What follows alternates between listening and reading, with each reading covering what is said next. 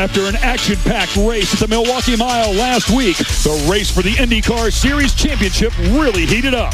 Tony Kanaan ended Team Andretti Green's winless streak this season with a dominant performance to take the checkers. Tony Kanaan is going to win this one.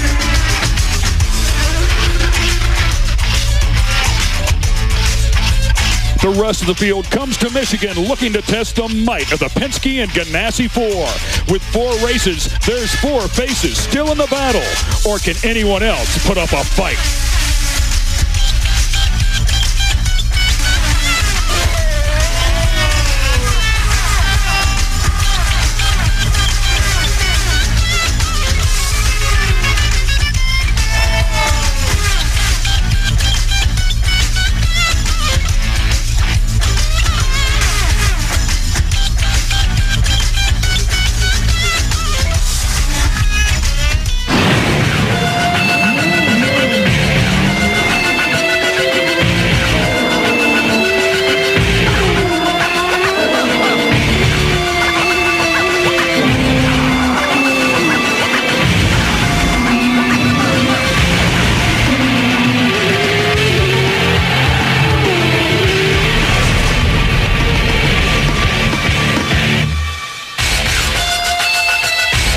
Hello, everyone. You're looking at a live shot from Brooklyn, Michigan, in the Irish Hills here at Michigan International Speedway. And unfortunately, Mother Nature has poured down on us for about the previous 30 minutes, but the track support is on the track trying to dry it as we speak. Hello, everyone. I'm Ken Stout. We are live here at Michigan International Speedway. I'm sitting alongside 3-time USAC champ and former Rookie of the Year at the Indianapolis 500.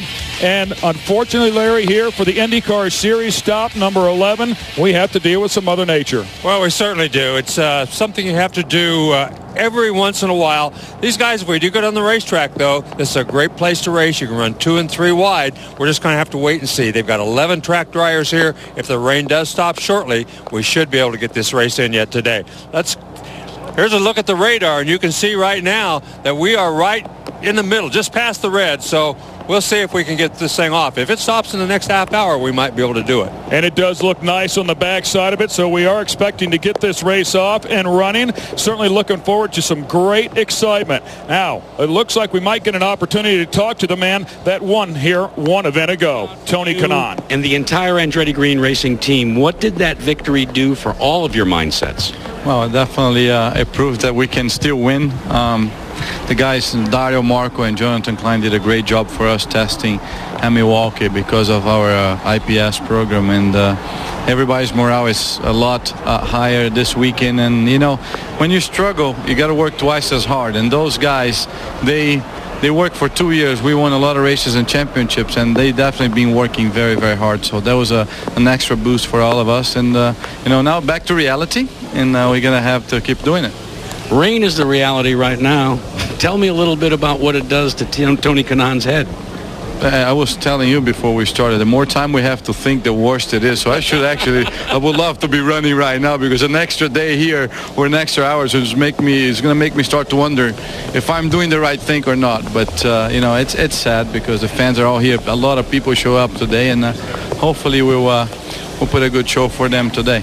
Well, one of the good things is out here on the far end of the Eastern Time Zone, we could run this race as late as 9 o'clock at night, actually have the checkered flag come, because it does say daylight, almost like in Alaska here. No, for sure, and that's actually a good thing. That's why the fans are hanging out with us, and I appreciate the people at home, the patience, and you guys, because we're all in the same boat, if I should say that right now. But we're ready. I mean, we're definitely ready. You can see I have my suit on. My teammates don't.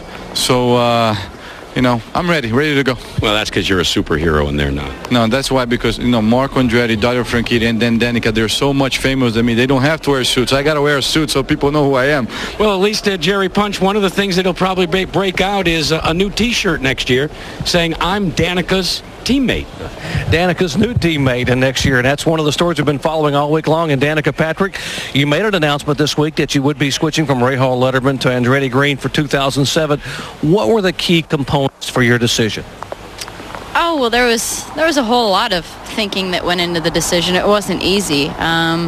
You know, it's not that I don't think that Ray Hall Letterman can win. It's just that I have to pick who can I think can have the best chance and more often, and they have. And the things that go into that are who's doing the most sort of development into making the cars go faster, who's who I foresee is working really hard, and one of the other is the teammates, and I really feel like I can learn a lot from the guys on the team.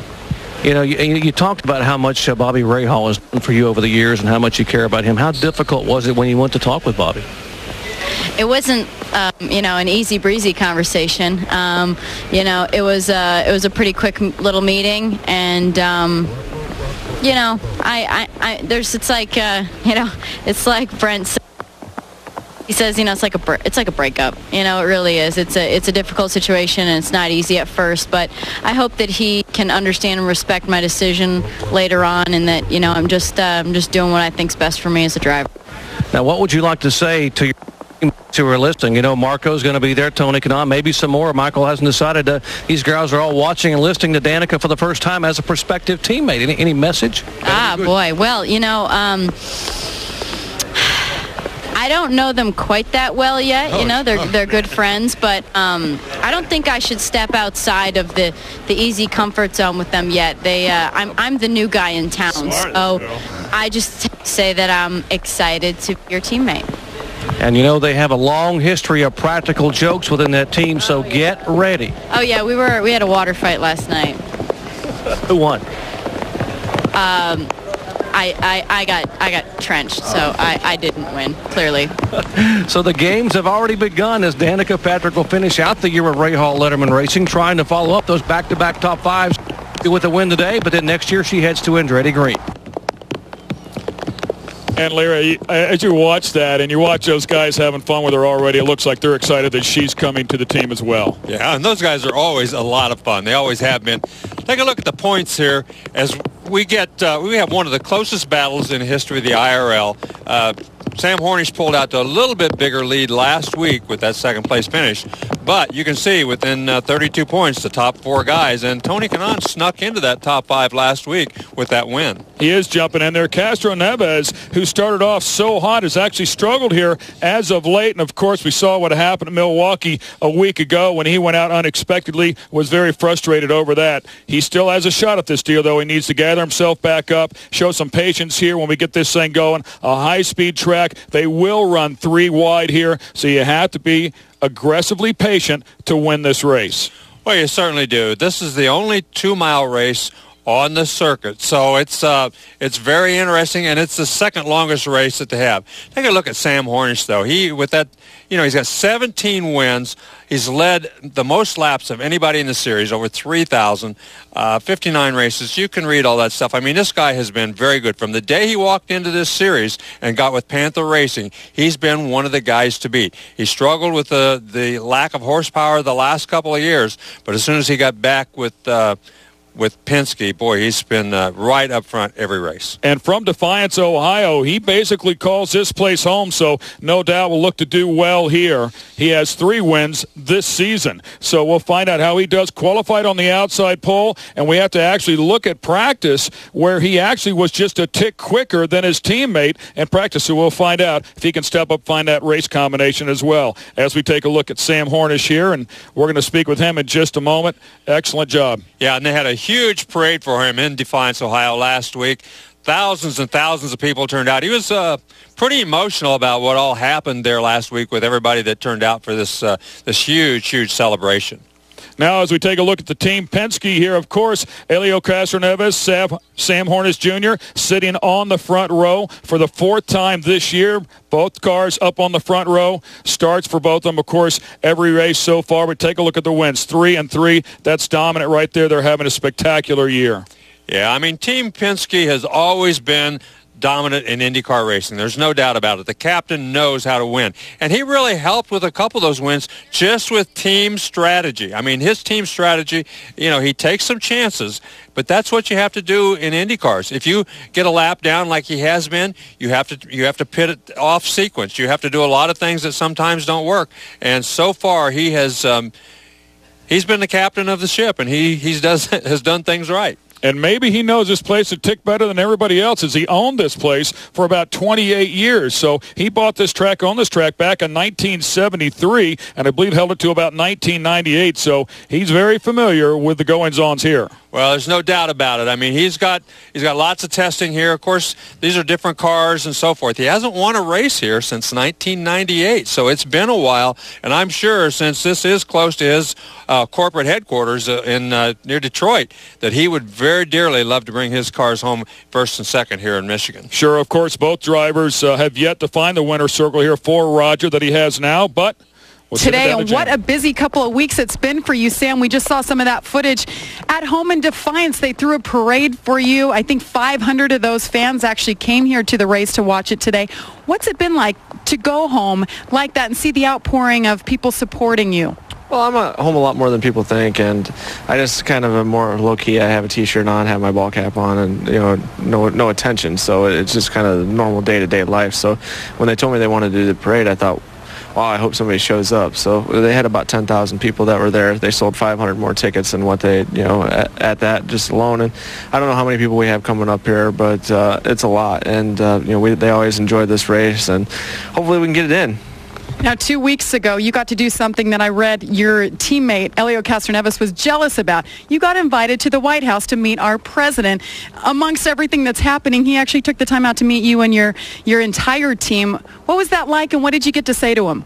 I didn't get to say enough. I kind of was a little bit tongue-tied, but I think Elio might have got deported if he went to the White House. So I think that the thing about it is that it was a really neat honor to be able to go do that, and I was I've been very blessed that I've had a lot of good things that I've been able to do since winning the 500. I've had a lot of fun with it. We've been really busy, but looking forward to whatever's around the corner. And if I have to do it all over again to win another one, it's more than worth it. What did you get to bring to the White House to give to the president? I took one of my helmets and gave him one of my helmets, and that was a pretty neat deal too. He said it was going to go in the presidential library, so can't wait to someday maybe I'll go see that there. All right, Sam Hornish Jr. starting second today. He is your current series points leader, Marty. And the staff here, of course, at Michigan International Speedway working diligently, trying to get this place dried up here so we can get back to you with the IndyCar Series Michigan 400. Larry Rice and Ken Stout with you. We'll be back here in just a moment.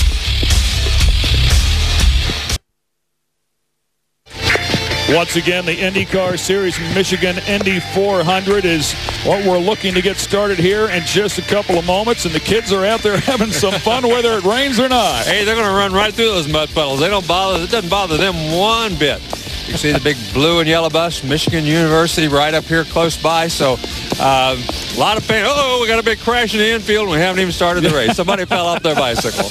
Put that helmet on. Here's a look at some Andretti Green racing stats for you after 10 races from 2005 to 2006 as you lay them on top of each other here. 6 wins a year ago, just 1 win, and that happened a week ago. Now we'll see if we can't talk with Franchitti here for just a moment. Thank you, Marty. And I've caught up with Dario Franchitti, the Flying Scotsman, who had you guys had a great run, all the Andretti Green cars last week at Milwaukee. It looked like a 1-through-4 sweep, but then late in the race, you had to go start dialing back, I guess, on the fuel. Yeah, from the last pit stop, we really dialed back on the fuel, and that combined with really using up the tires. We just weren't in TK's class, and then Danica and Schechter took some tires and blasted off past us. So it was good. It was an improvement on our results recently, and definitely a good fill-up for the team with TK winning there. A lot of Dario Franchitti fans are wondering around the country right now what's going to happen to their favorite driver next year. We already know Marco's coming back and that Danica's going to be a part of AGR and Tony Kanaan, but I think you have a lot of options. What are your thoughts? What may happen for you in 2007? Right now, anything's possible. We're talking to a lot of people, especially including AGR, who are probably top of the list. I know for a fact TK doesn't want me to leave him alone with 2 young drivers because it really starts to make him look and feel old. So I don't know. We're in the talking stages right now, and hopefully a deal will be worked out. But as soon as there's something to talk about, we'll let you know. I would love to have you back here in the IRL. Thank you. Dario Franchitti starts 7th today. Speaking of those young drivers, one of them standing by with our Jackaroo. Yeah, Jerry, and it's hard to believe this kid's just 19 years old and has already wowed all of us in the Indy Racing League. But, Marco, it has not been your kind of typical weekend here at Michigan Speedway. What have been the challenges? Well, I don't know. We definitely found out some things wrong on the setup, which we thought we had TK set up, which qualified 3rd. and really we didn't. But yeah, I got to go. They're leaving on my bike. Did they steal your bike? Oh my gosh, look, TK and Dario Franchitti just stole his bike. It's raining again, Marco. You know what we'll do? I've got Dario's credit card number. We'll just call and have you helicoptered back to the bus, okay? Yeah, sounds good. Let's talk for a moment about the season so far. I mean, is it where does it rank in terms of what your preseason expectations were for your performance? Yeah, that's just the thing. At the beginning of the season, I didn't really know how I'd stack up, you know. Sort of just left an open mind about things, and I think fortunately things have been going really well. I think you know, the NYSE car was a contender for more than one win this year.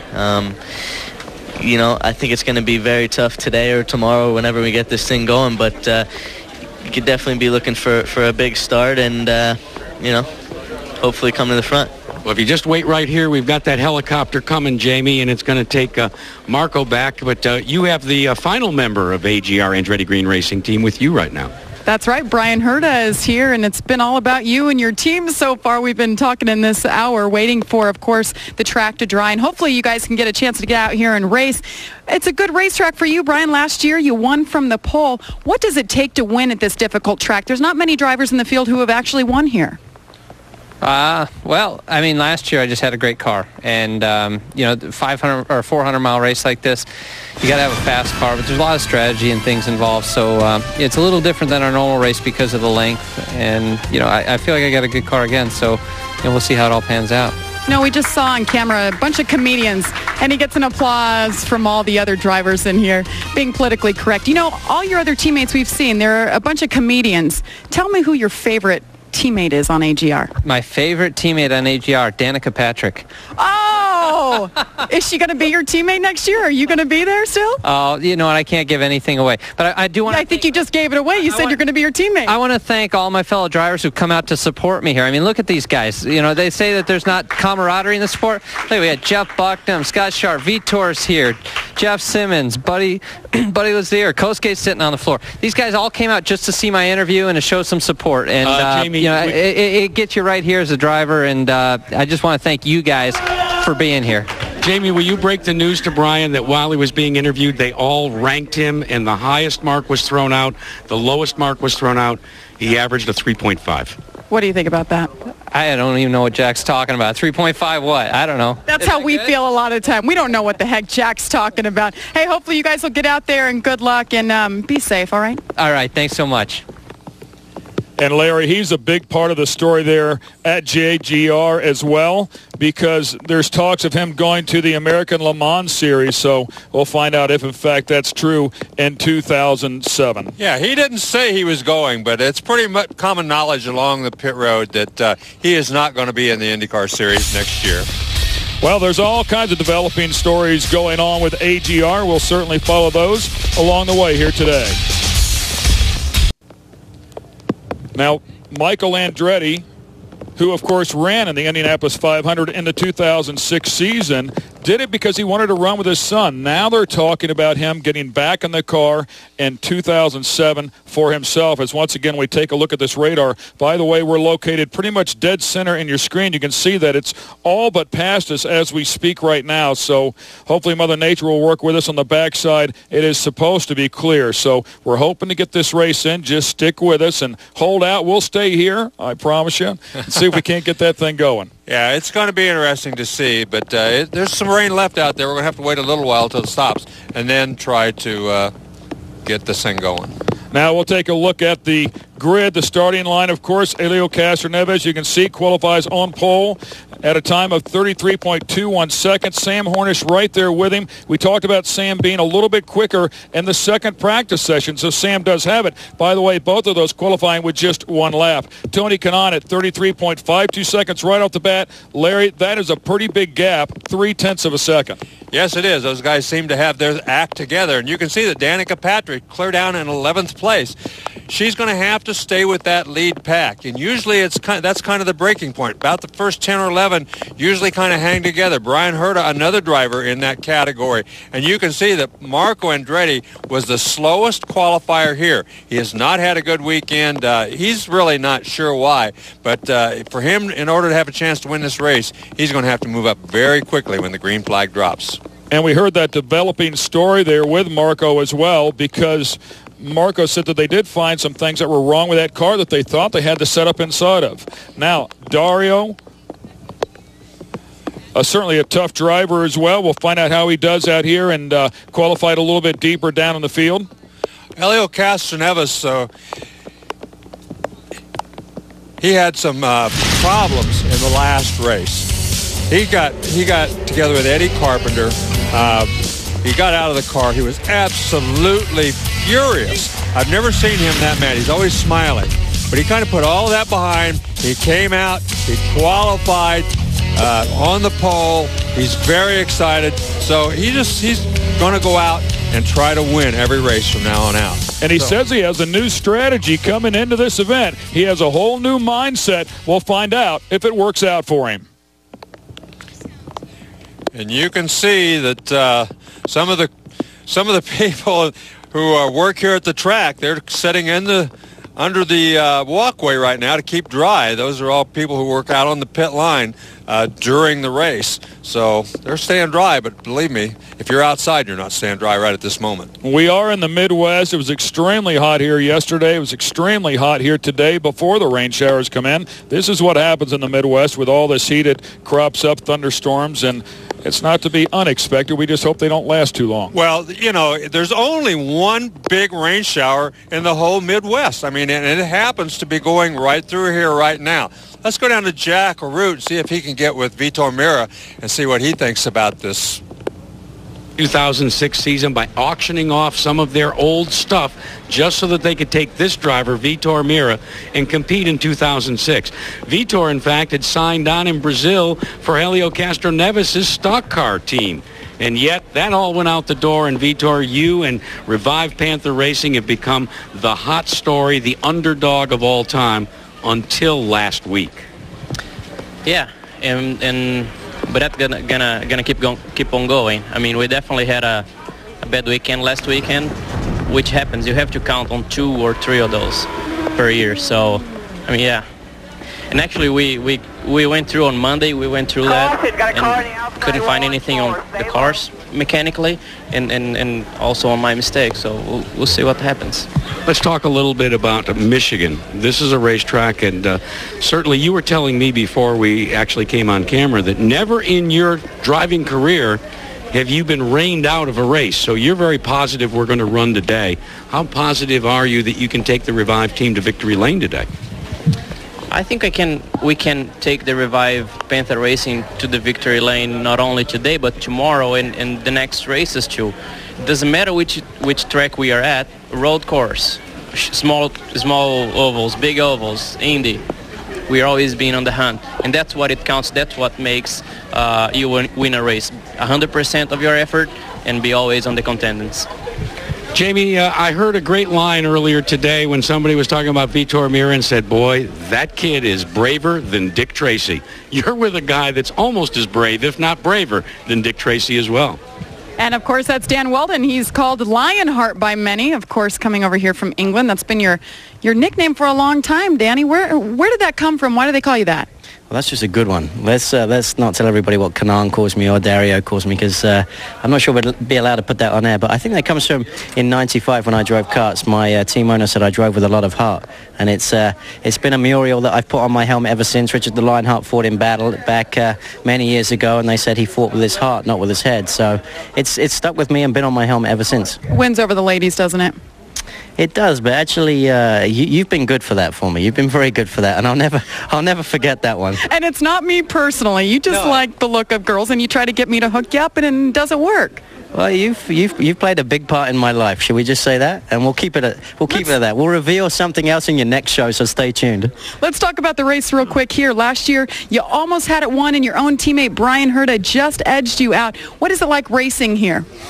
No, this is a great track, and I think obviously when the race does start, unfortunately, there's still a ton of fans outside waiting for us, so that's great. But it's intense. You can be 3 or 4 wide here. It's a fast race. It's our second longest race to the Indianapolis 500. It's 400 miles here, and it's one that I need to win. I mean, I've had a very frustrating season. We've been up the front. We've been good, but for me personally, just to win one race this year has been an incredible disappointment. So we've just got to go out and I've got to hang it all on the line, and I'm not going to be able to give Hornish an inch or Cash and Evers or even my teammate. But at the same time, at a track like this and all of the tracks, we've got to show respect. But I have a job to do, and I just got to do it. Well, for an update on what's to come today, we're going to go to Dr. Jerry Punch, who's with Brian Barnhart. Thank you very much, Jamie and Dan. We are with Brian Barnhart, the president and chief operating officer for the Indy Racing League. And Brian, we look behind us, and it's lightening up a little bit. The rains are starting to diminish somewhat. What's the schedule? Well, we're obviously going to wait the rain out for as long as we can. The radar is showing some improvement. As you mentioned, the skies are clearing a little bit. So as soon as we can get the rain stopped and get an opportunity to start the drying process, that's what we're going to try and do. Ballpark-wise, we are told by some of the people here, this track dries pretty quickly. If we could get the track dry, how late would you want to start this race? I think we could probably start the race as late as 6 o'clock Eastern time. Last year's race was about 2 hours and 23 minutes long.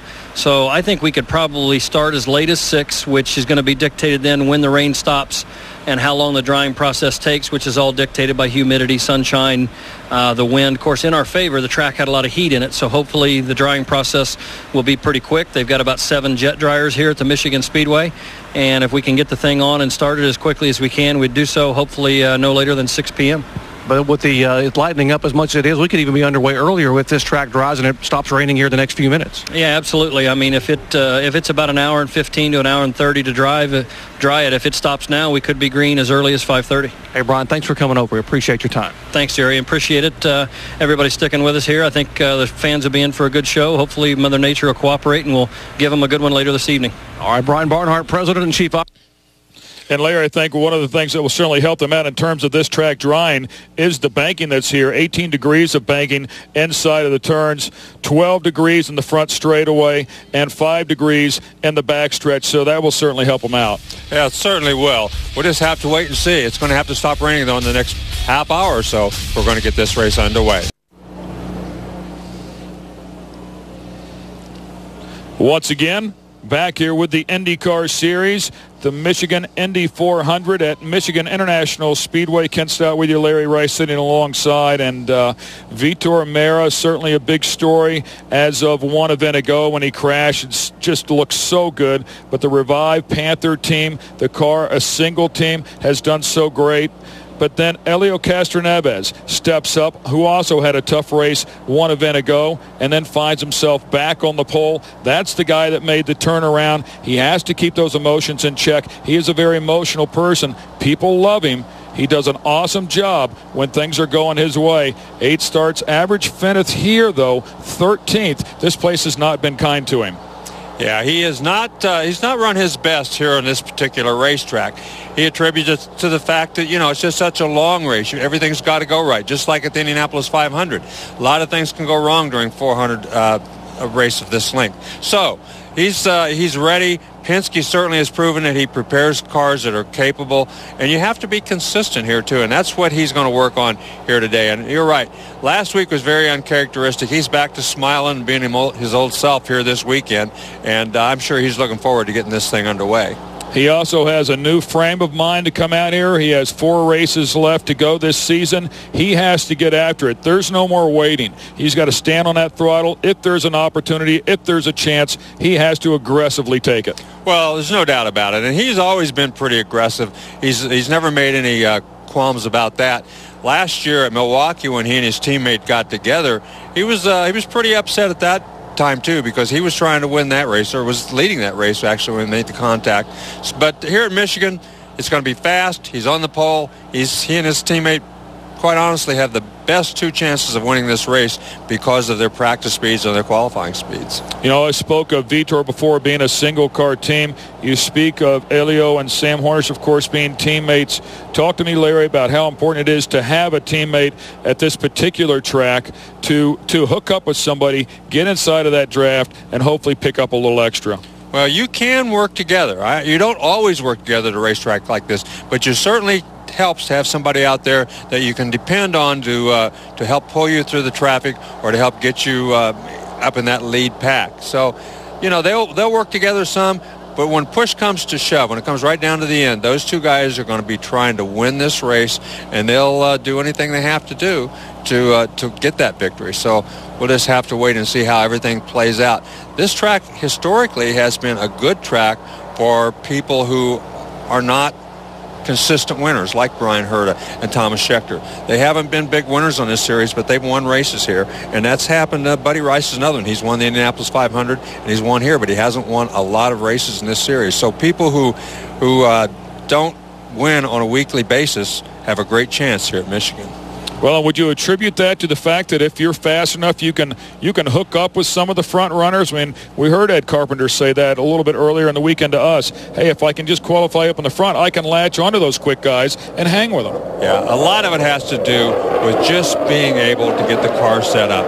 Brian Herta said a little while ago that the most important thing with his victory was having the car set up so you could keep your foot flat on the ground and just keep going and going and going. And in the end, that's what he did last year, and he was just a little bit faster. You have to be able to use the draft here, though, because that's the way you pass guys. You get on the outside of them going through the corner and hope that you can carry that on through and get around them down the next straightaway. I think if it came down to emotions, we'd all be pulling for one Vitor Meira starting his 57th career race, still looking for that first win. And he's had such a spectacular year all in all. He is right there pounding on the door. Is it ever going to happen? Well, I don't know. He's certainly got a great chance. They are the underdogs. They're the little team that hasn't so far, but they certainly can. They've been in contention on 3 or 4 different occasions, but they've got to beat the big boys. They've got to beat the Roger Penske's and the Chip Ganassi's. Those are the guys who really have dominated this series.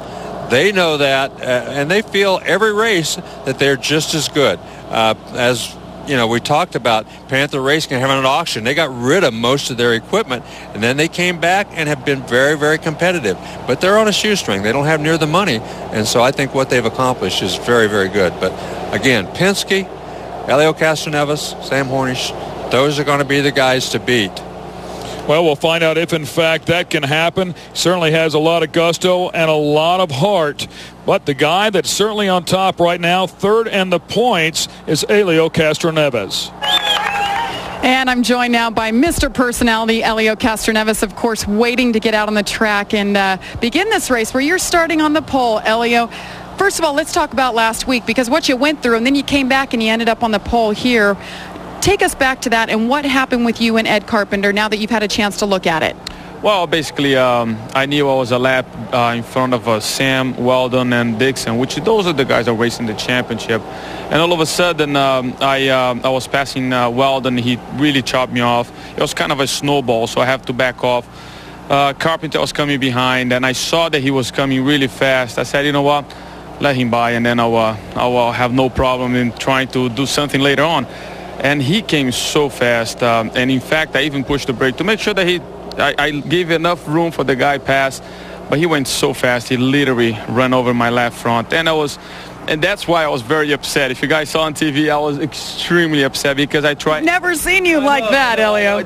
I try everything to avoid this kind of circumstances, and it was very frustrating. It's special that he was a lap down, but hey, this is races. That's what happens, you know. Hopefully we won't have any problem over here. We're trying to go to the front, stay in the front, and never look back. Elio, you've had 8 starts here in Michigan. Your best finish has ever been 5th. What is it going to take to change those things and take home the win here today? Well, that's what I'm going to do. Always I was saving fuel, trying to be cool and relax and wait for the right moment, and I guess never works. So now I don't care. I'm just going to race every race like it would be the last race. Plus, we need to... After last week, we need to catch the Sam championship. So we have some trouble. So we can't have trouble anymore. We have to change his luck. Hopefully, we start from here. Elio Castroneves changing up his strategy. Now for the other side of the story, let's go to Dr. Jerry Punch. Thank you very much, Jamie. We're down here with Ed Carpenter, who we just heard a moment ago what Elio had to say about the incident last week. Now, you've had a week to look at those replays and reflect your thoughts on what happened. Yeah, I still feel the same way. You know, I was a little surprised Elio didn't come and say something to me about it here, but, I mean, I still feel like I did nothing wrong. I mean, like I agree with most of his story. You know, Weldon checked him up, and I had a big run on him, and we were going in the corner, and I heard him lift to let me go by, and I went by, and I stayed low and left him room. You know, I think anytime you make contact with a guy and it breaks my right rear and his left front, I think it's hard for him to blame me. You know, I was past him and had position on him at that point, so...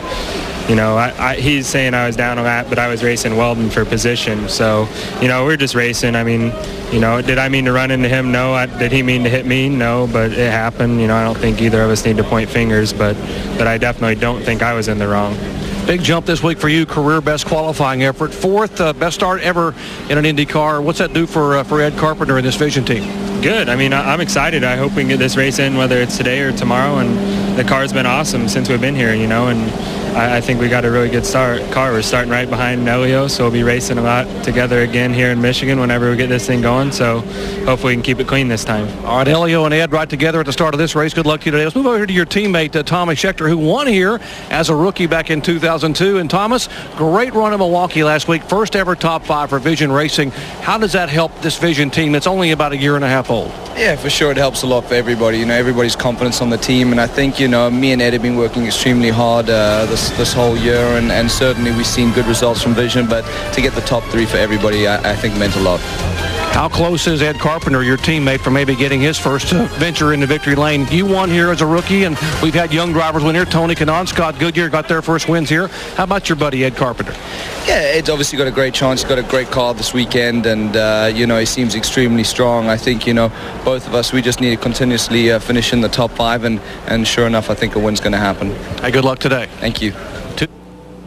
And Larry, what a great run he had 1 week ago at Milwaukee. Man, he was pressing hard right at the end, was all over Sam Hornish's back bumper. It looked like he was going to squeeze underneath him and finished second. Yeah, he did a terrific job. Those new tires made a big difference. And, he's the kind of guy that you're going to go for it every time he gets. The emotions here, of course, are very high as they carry over from event to event. We are getting down to the goods of it. Unfortunately, Mother Nature has not been as kind to us here at Brooklyn, Michigan International Speedway. But as you take a look at it, it is passing. If you take a look right in the center of the screen there, there's the white 0, if you will, in the center. That's pretty much where we're at. And you can see that the bulk of it has moved over us. Looks like some scattered showers possibly back behind us, but that's the best sign of all, Larry Rice. The fans are walking back up into the stands. That means the rain has come to an end. That's right, and there are lots of fans.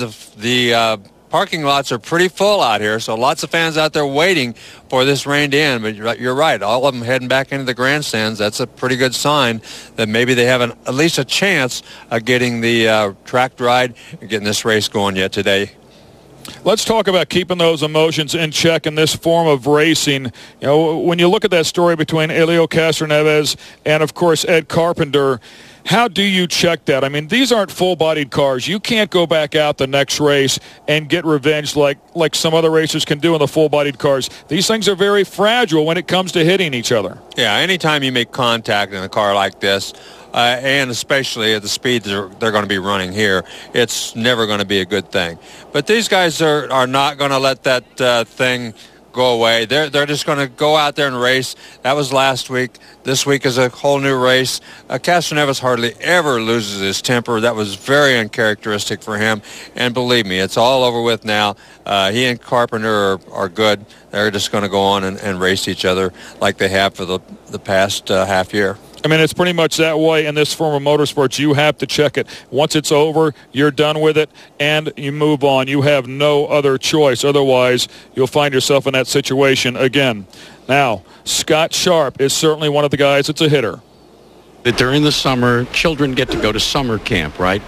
And they used to make lanyards and pot holders. Well, when we sent these two knuckleheads to summer camp, they came back with what they call fantlers, fan antlers. And can I take it off pretty soon, Scott? You look good with it on, Jack. I think it's very, if you're going to be in our pits, you got to be wearing our numbers. Well, now, I understand, though, that the Kotske actually commissioned these fan antlers. Is that correct?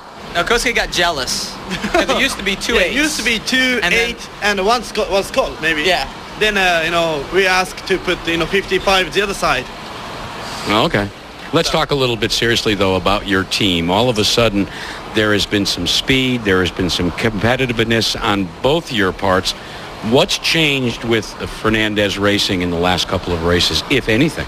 Well, I mean, we've had a couple tough races, I think, certainly from the standpoint that, we had a piece break on our car at Kansas. We had a really strange thing happen in the fuel system to us at Nashville. We were really destined for a great finish. But, I think for us, this whole year has been about coming to grips with the Dallara chassis. We switched right before the Homestead race, and you're running against teams that have been running the Dallara chassis for 3 and 4 years, in Penske and Andretti Green. So it's, with the tight testing, it's just so hard to catch up that we've been having to do that a lot at the track. And it's been a little bit of a learning process for us. Now, your teammate, Kosuke, you have one speed, and that's wide open. This place seems to like drivers that like to run wide open. Well, not this time, but, I like this kind of, big over track because it's a lot easier than short over track.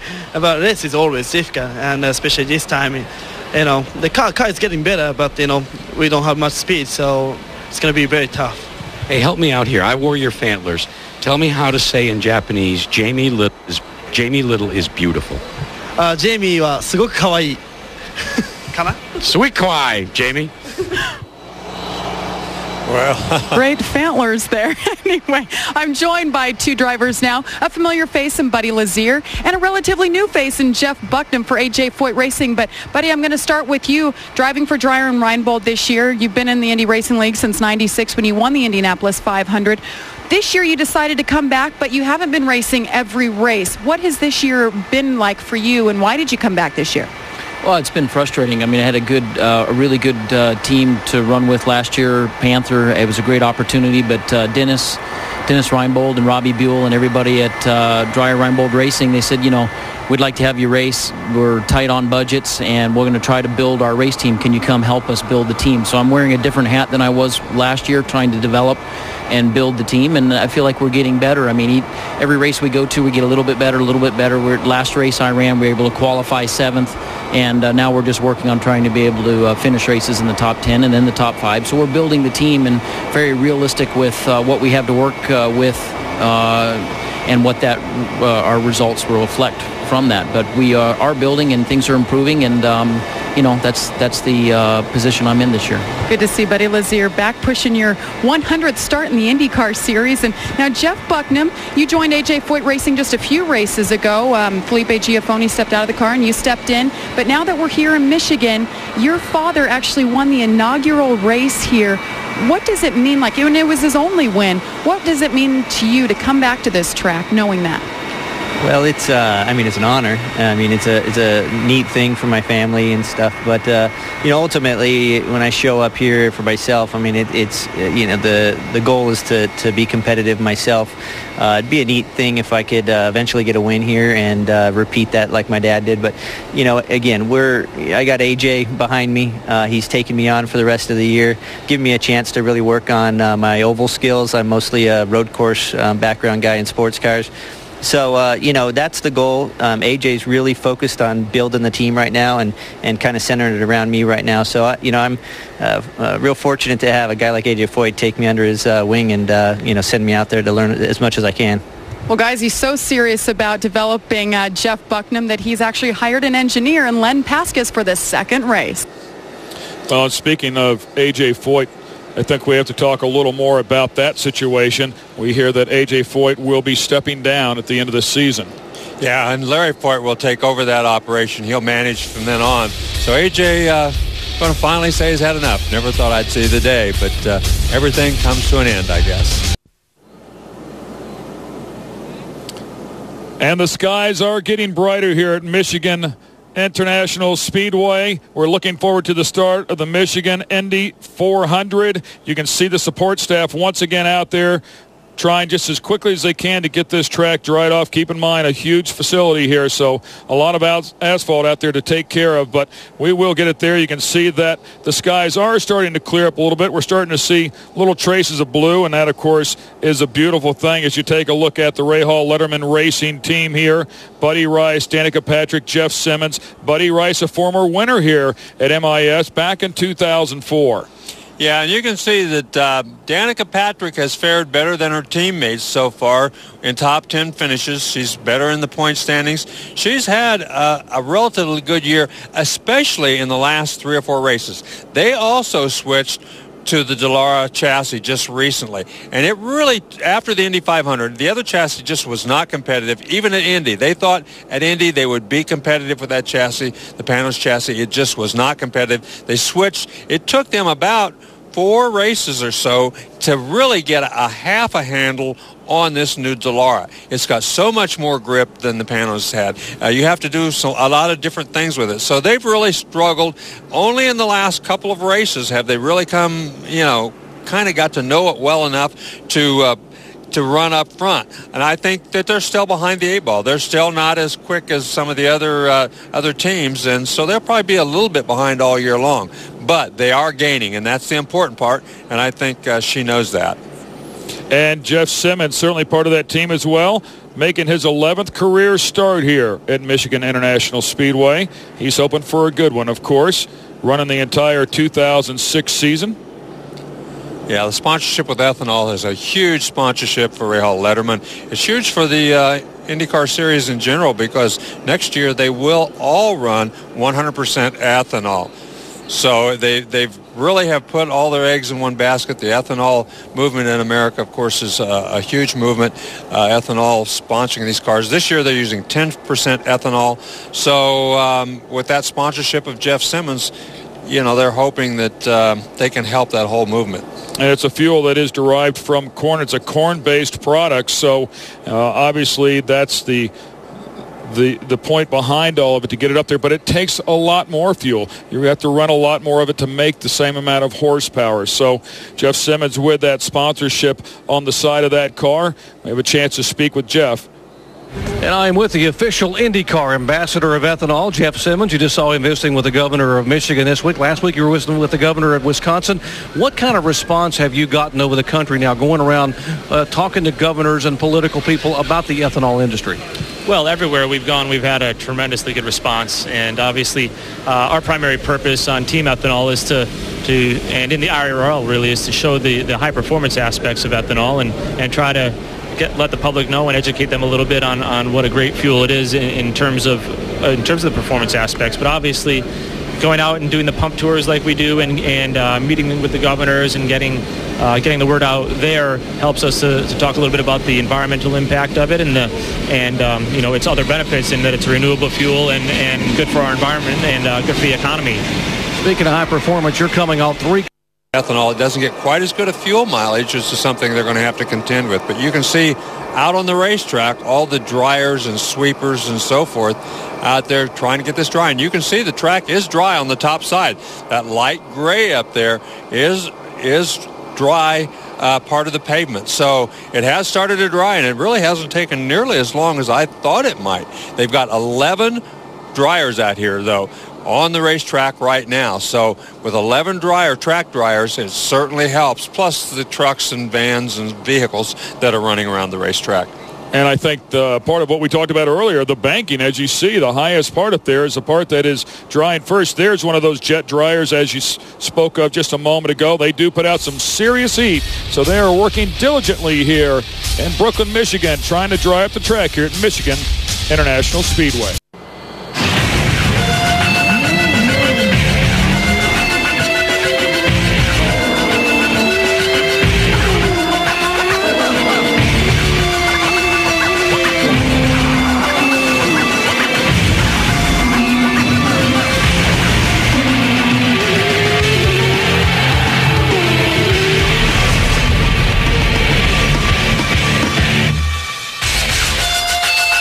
You are live here at Michigan International Speedway. We're in Brooklyn, Michigan for the IndyCar Series.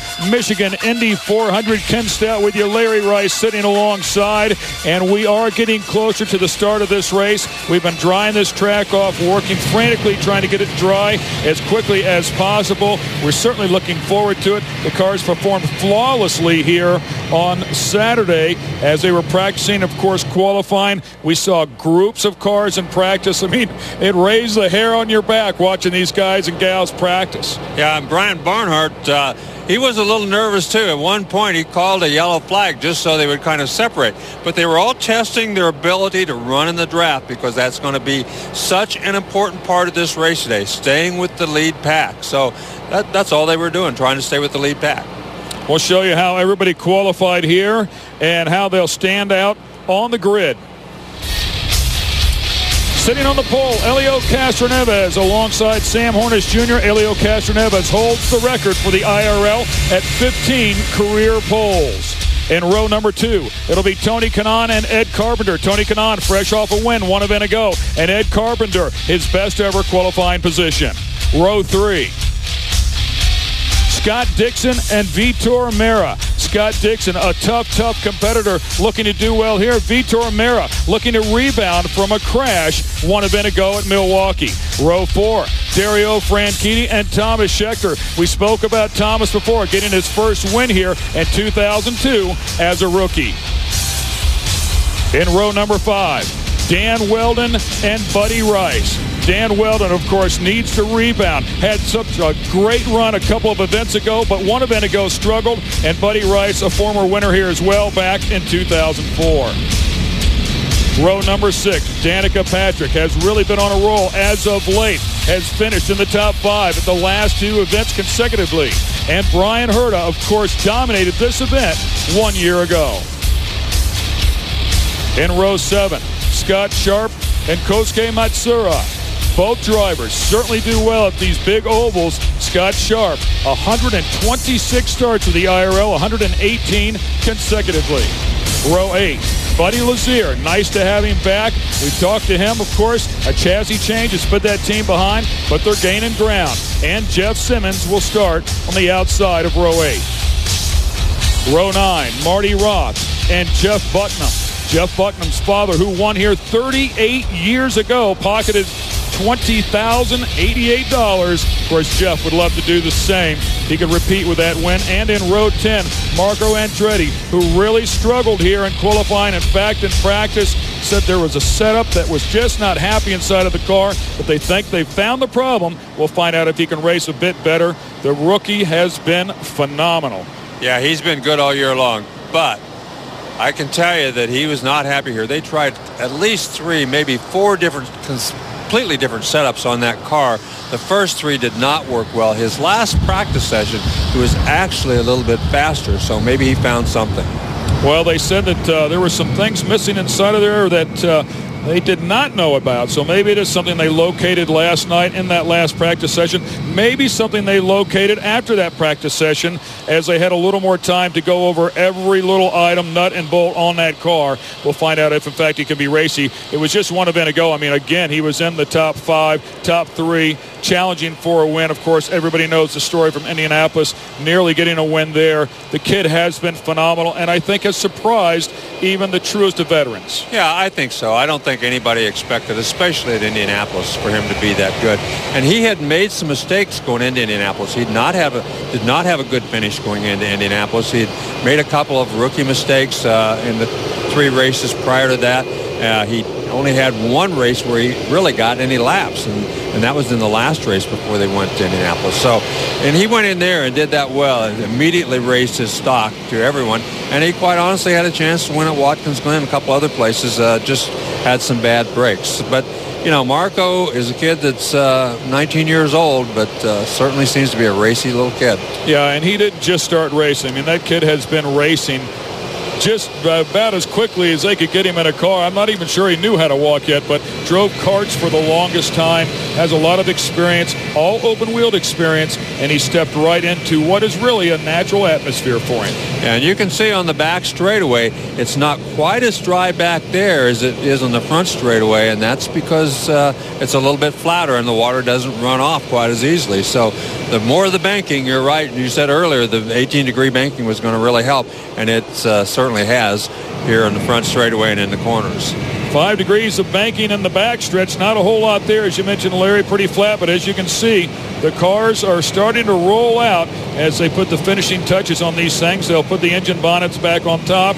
And, of course, eventually the drivers will put on the fire suits, climb inside. The pit boxes now are starting to fill up with their people as well. They'll get everything lined up. We're not too far away. Make sure you stick just yet, but we are gaining on it here at Michigan International Speedway, waiting to start the Michigan Indy 400. Ken Stott with you and Larry Rice. And Larry, we spoke about these drivers being a little lighthearted When is it that you start getting in that mode, that race mode? When do you start putting your game face on? Well, when you get the cars out on pit lane, when you get in the car, put the helmet on, that's when you're really, everything goes out of your mind except what you have to do in that racetrack. The biggest thing that a race car driver has to do is he has to be able to concentrate. Every really terrific race car driver in the world has an exceptionally good ability to concentrate and only concentrate on this thing and not let anything else get in their way. Of course, Danica Patrick has been a huge story, and the fact that she's going to change teams.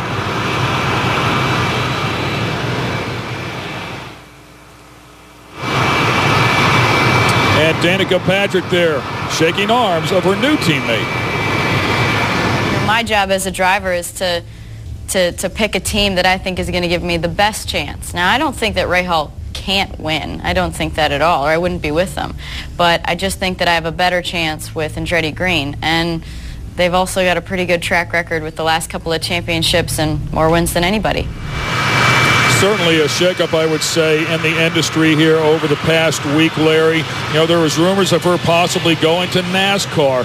A number of people were excited about it. A number of people thought it would be a big mistake for her to do that. She did decide to stay with the IndyCars. I think pretty much all of us agree that was a wise move. Yeah, I don't think there's any question. She wanted to stay with the IndyCar. I don't know how serious her discussions were with anybody from NASCAR, but she wants to run IndyCar. She wants to win the Indianapolis 500. She wants to be the first woman to do that. And believe me, the checkbook is wide open if she can pull that off, because she's already quite honestly making more money than anybody else in this series just through her sales of her book and her ancillary equipment T-shirts and so forth. She's got a huge following throughout the United States and is arguably the best known of all the IRL drivers. Now, I do think it's kind of funny as she makes this change and she does go to AGR. It's AGR that's been chasing everybody pretty much all season long. Finally get into the winner's circle, one event ago, but there is no question they'll tick off right now. Oh, yeah, they are just a little bit. Let's go down to Brian Barnhart, see about what's going on with this. 5 and 5:30. Well, that's great news. We'll let you go. You got to get back upstairs, but that's the good news down here. They are calling the cars to the grid. The drivers are running by us here trying to get their uniforms on. Guys, we're going to be racing here very soon.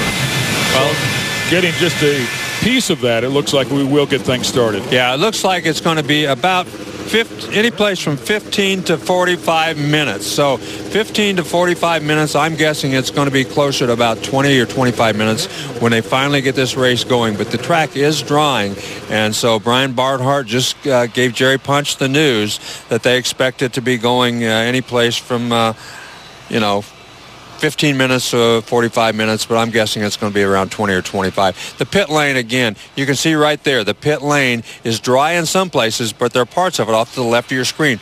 Very dark down there still. Now you can see even better right there. The lighter part's dry, the darker part's still wet, and they're going to have to get some of that moisture off in case there are pit stops early in the race. Of course, and they can make a pass. Once they get those jet dryers down there, they can make 2 or 3 passes with those and dry that up very, very quickly. I mean, they're down to the lower area of the track, as you see now, and it won't take them much longer. I mean, when you look at the time that they spent drying off the bulk of that track, certainly that bottom part will clear up pretty quickly. So we look forward to getting this thing dried up and hopefully go racing here very, very soon. Anticipated time coming up pretty quickly.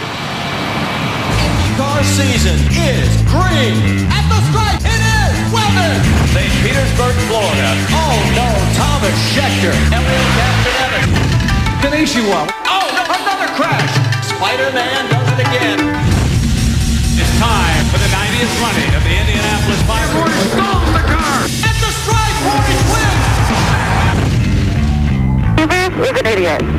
Whoa. An angry Marco Andretti. It will be Scott Dixon. You see the sparks? That's just how quick the laps. Elliott Captain Evans takes the lead. Touching wheel. Marco. You are the man there. You are the man. Leaders go green, green, green. Yellow, yellow. Happy birthday, Sam. Come out of 4, get on the gas. One last shot for Weldon. He won't do it. I have never seen Helio Castroneves this frustrated. Hey, boys, that's for you guys.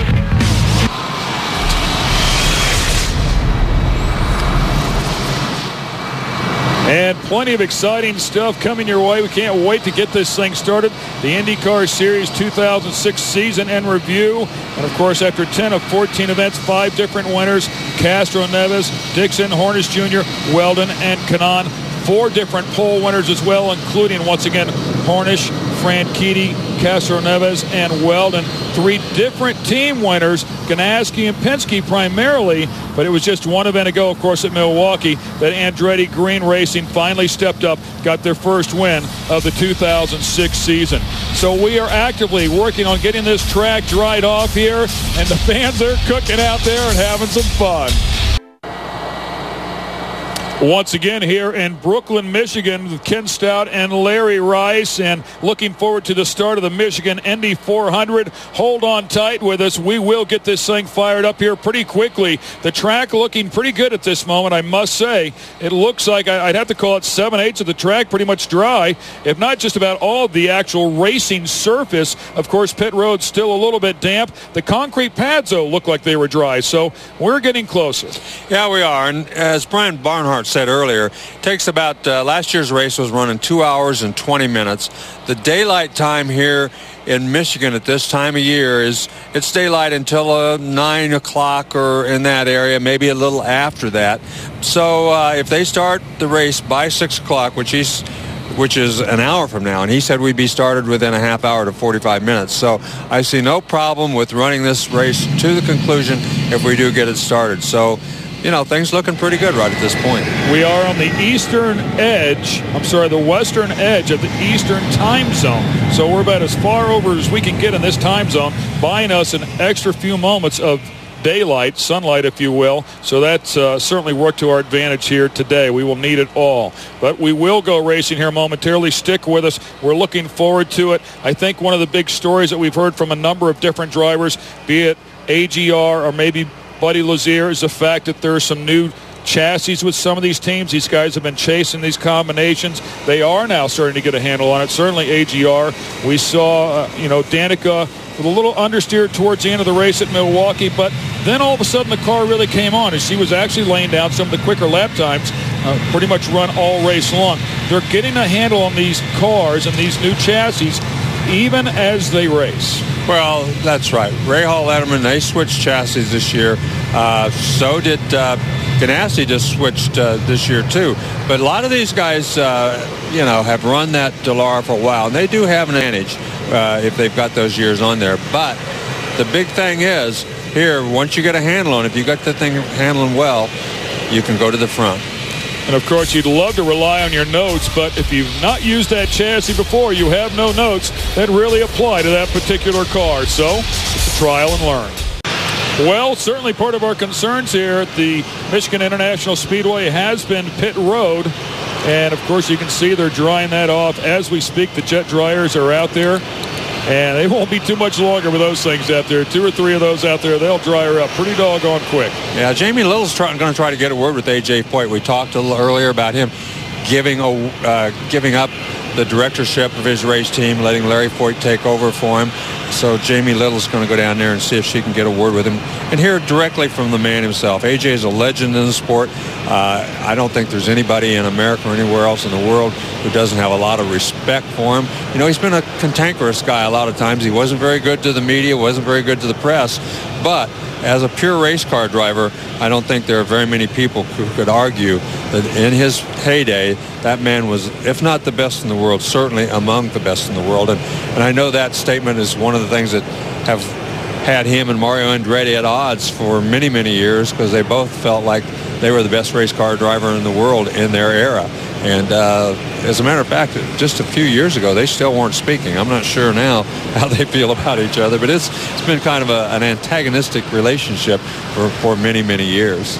Yeah, that's what's so beautiful about those guys. They are so competitive, and the fire still burns extremely hot deep down inside of them with a need to win, with a need to, for whatever reason, prove themselves to their fellow co-parts. We tried a few years ago for television to get AJ in the same room with Mario. It was just for an open. They didn't even have to talk to each other.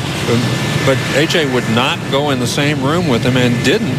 We shot all the rest of the former winners in one big headshot, and then we had to show him in a completely separate headshot because he would not go in the room with Mario. That's how, and that's been a couple of years ago, but still, it's just how competitive those guys are, even, when they're well past their prime and well past their driving age.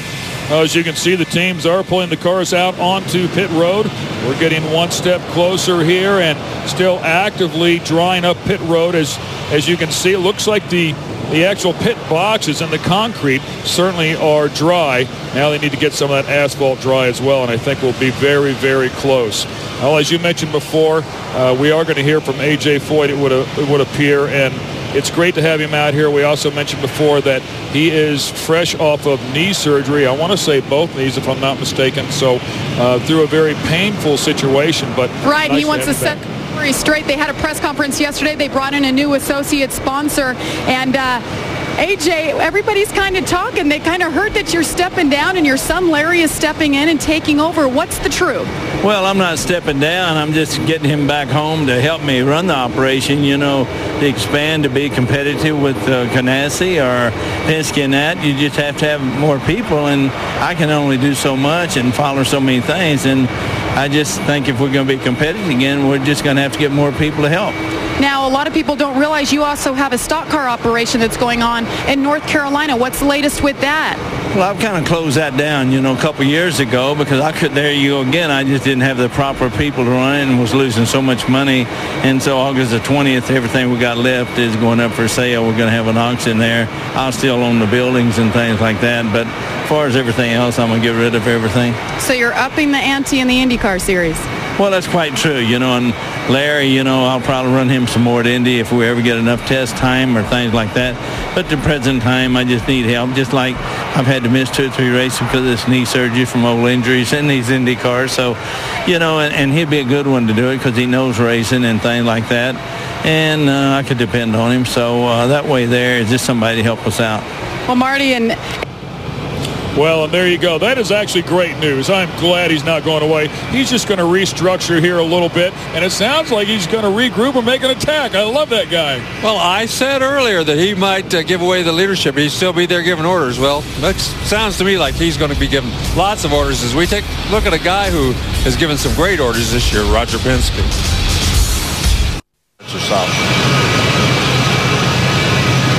Well, and yeah, that's fans of all sizes and shapes, and we love them all. We're glad they're out here with us. And of course, we're here at Michigan International Speedway, and just got great news from A.J. Foyt that he's going to regroup that team and stick around and chase after some of these bigger teams to see if they can't get back to their winning ways.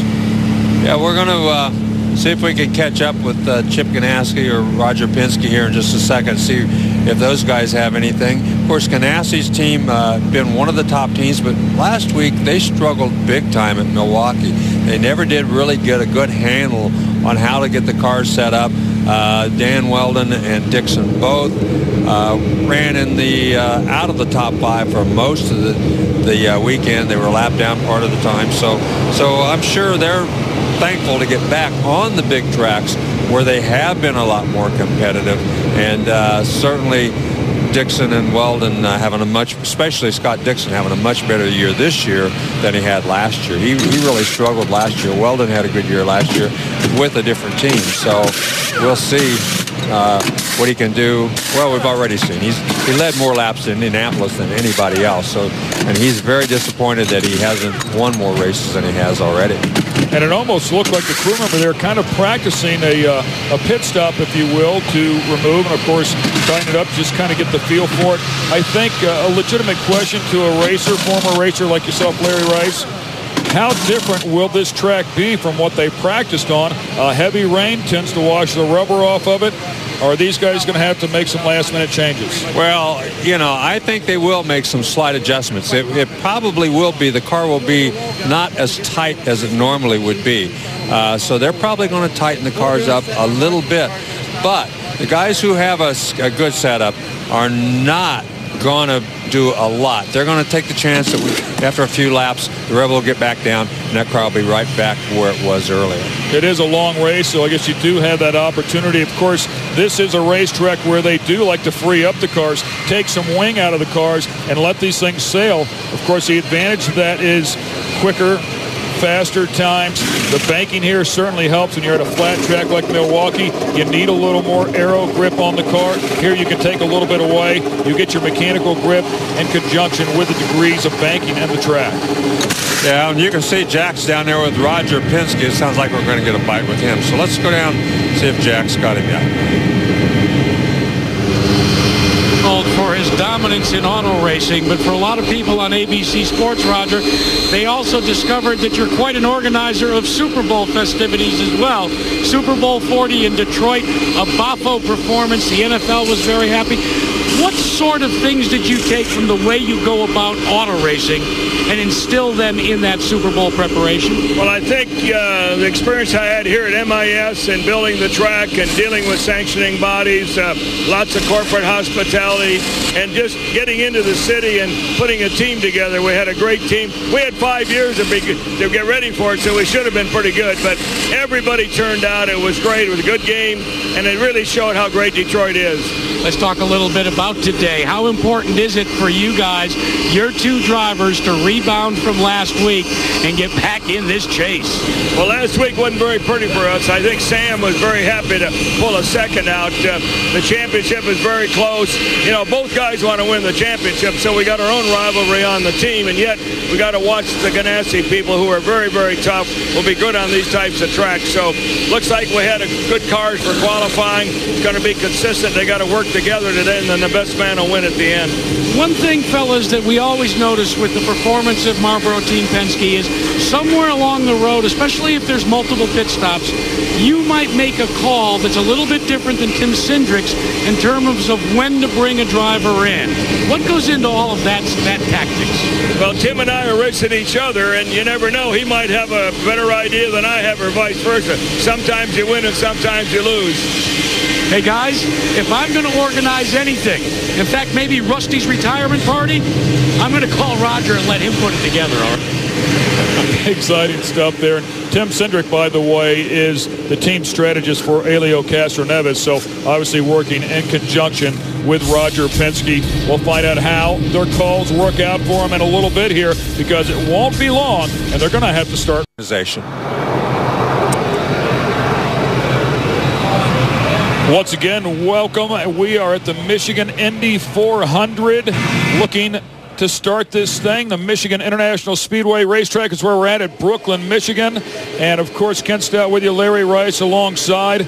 And once again, we'll show you our grid, our starting grid. And the players are back up in front for the fourth time this season. You have to take a look at the Penske cars. Helio Castroneves, his fifth career of the 2006 season, of course, on the pole. Sam Hornish Jr. on the outside pole. Hornish leading in the points. Two heavy hitters with 3/10 on the rest of the field here as they get started. In row number 2, Tony Kanaan and Ed Carpenter. Tony Kanaan now finding some success. Also working with the Indy Pro Series, so they had some test time. Ed Carpenter with a career best qualifying effort in 4th. In row 3, Scott Dixon and Vitor Meira. Scott Dixon, another hard charger here. We look for him to do very well. Vitor Meira, coming off of an incident at Milwaukee, looking to turn his program back around. Row 4, Dario Franchitti. Once again, a very strong runner. We'll see if he can latch on to some of the fast cars up in front and maintain that speed. Thomas Scheckter winning here in his rookie year in 2002. Dan Weldon well back in the pack after a couple of wins earlier in the season, but here has struggled. Buddy Rice knows the combination, but also struggling here. He won at Michigan in 2004. In row 6, Danica Patrick and Brian Herta. Two success stories here. Danica Patrick, of course, finishing in the top 5 the last 2 events. Brian Herta, so dominant a year ago. In row 7, Scott Sharp and Kosuke Matsura. Can Scott Sharp turn this around? Working with a new chassis as well. Can they find the grip that they need? In row 8, Buddy Lazier and Jeff Simmons. Jeff Simmons trying to make a run for it. One of the rookies inside of the field They will test his skills here today. In row 9, Marty Roth and Jeff Bucknam. Marty Roth out here to start towards the back of the pack, have his work cut out for him. And Jeff Bucknam, of course, looking to repeat here like his father. Marco Andretti will start off in row 10. He's the lone soldier, has his work cut out for him. He has an entire group of cars to get around, but the rookie has been nothing short of exceptional all year long. Yeah, he's had a very, very tough weekend up here so far. In all the practice sessions yesterday, he was not happy. He said the car was scaring him to death. Even after qualifying, he said he was white-knuckle. You know, he's hanging on for dear life all through the qualifying session. They went back and put a fourth different setup on that car after qualifying, and he went out in the final practice session last evening and was quicker by 2 miles an hour. He told us he still wasn't completely happy, but is a lot happier than he was the first 3 times he went on the racetrack that day.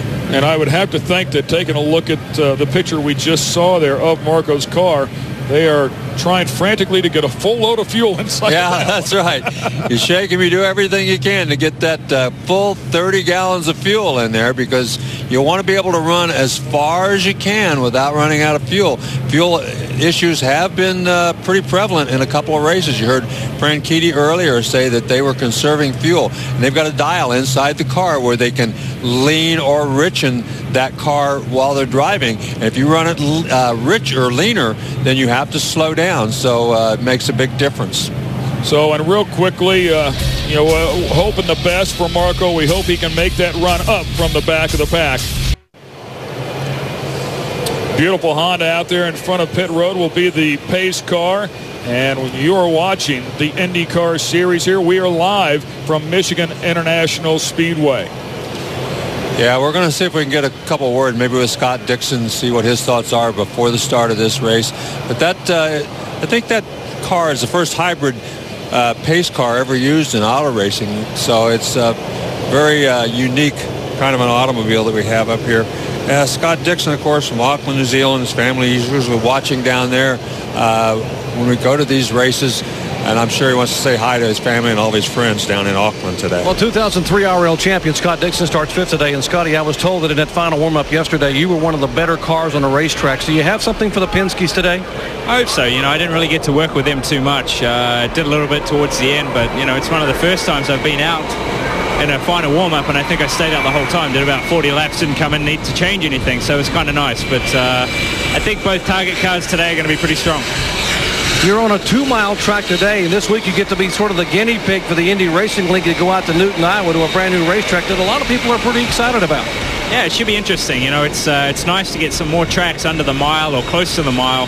I think for a driver, they're definitely more difficult, and you can drive around those and try and get a little bit more out of the car. So I think we test her on Wednesday. Should be pretty interesting, but from what I've seen, it looks like the track's pretty nice. Got a pretty good teammate here today in Dan Weldon. How important is the draft in this race today? We know the Penske is going to try to work together. I think here actually is going to be a little different to most of the tracks from this year. They've been a little more spread. It seemed in final practice that even a slower car could keep up and stay in the draft, which is going to make it pretty interesting. But, for us, we obviously wanted to string out a little bit and just leave it down to ourselves and the Penske cars. Got a new engine? Concerned at all about the new Honda power plant they had to put in last night? That makes it kind of interesting. We're fairly happy with the engine that we had. We just seemed to have some oil leak last night after the final warm-up. But I'm sure they've given us something good, and hopefully perform like one of the top ones out there. Hey, good luck to you. Thank you. Scott Dixon starts 5th today. Hopes to be able to pull off a 3rd win on the season here for Target Ganassi Racing. Let's check in with Jack. Well, Jerry, one guy that hopes that he doesn't is going to be bringing the Marlboro Team Penske car down, number 3, down on the pole, Helio Castroneves. And Helio, forget about last week. You and I talked about it last night. But when you come out here today with as high speed as this racetrack is, what is the biggest challenge for you in the cockpit of the car? Well, keep consistent. When you have a 400 miles, no question about the car might change. The weather is special now that we're going later than we're supposed to, so it might affect the race car.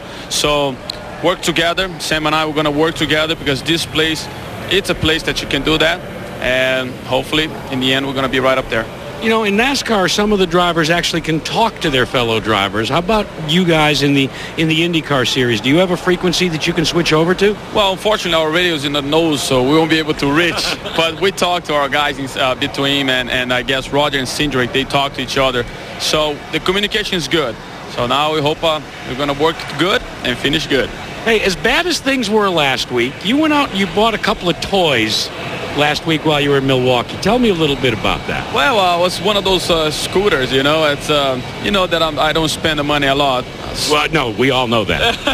Thanks for that. But anyway, it was nice scooters for my girlfriend and my sister.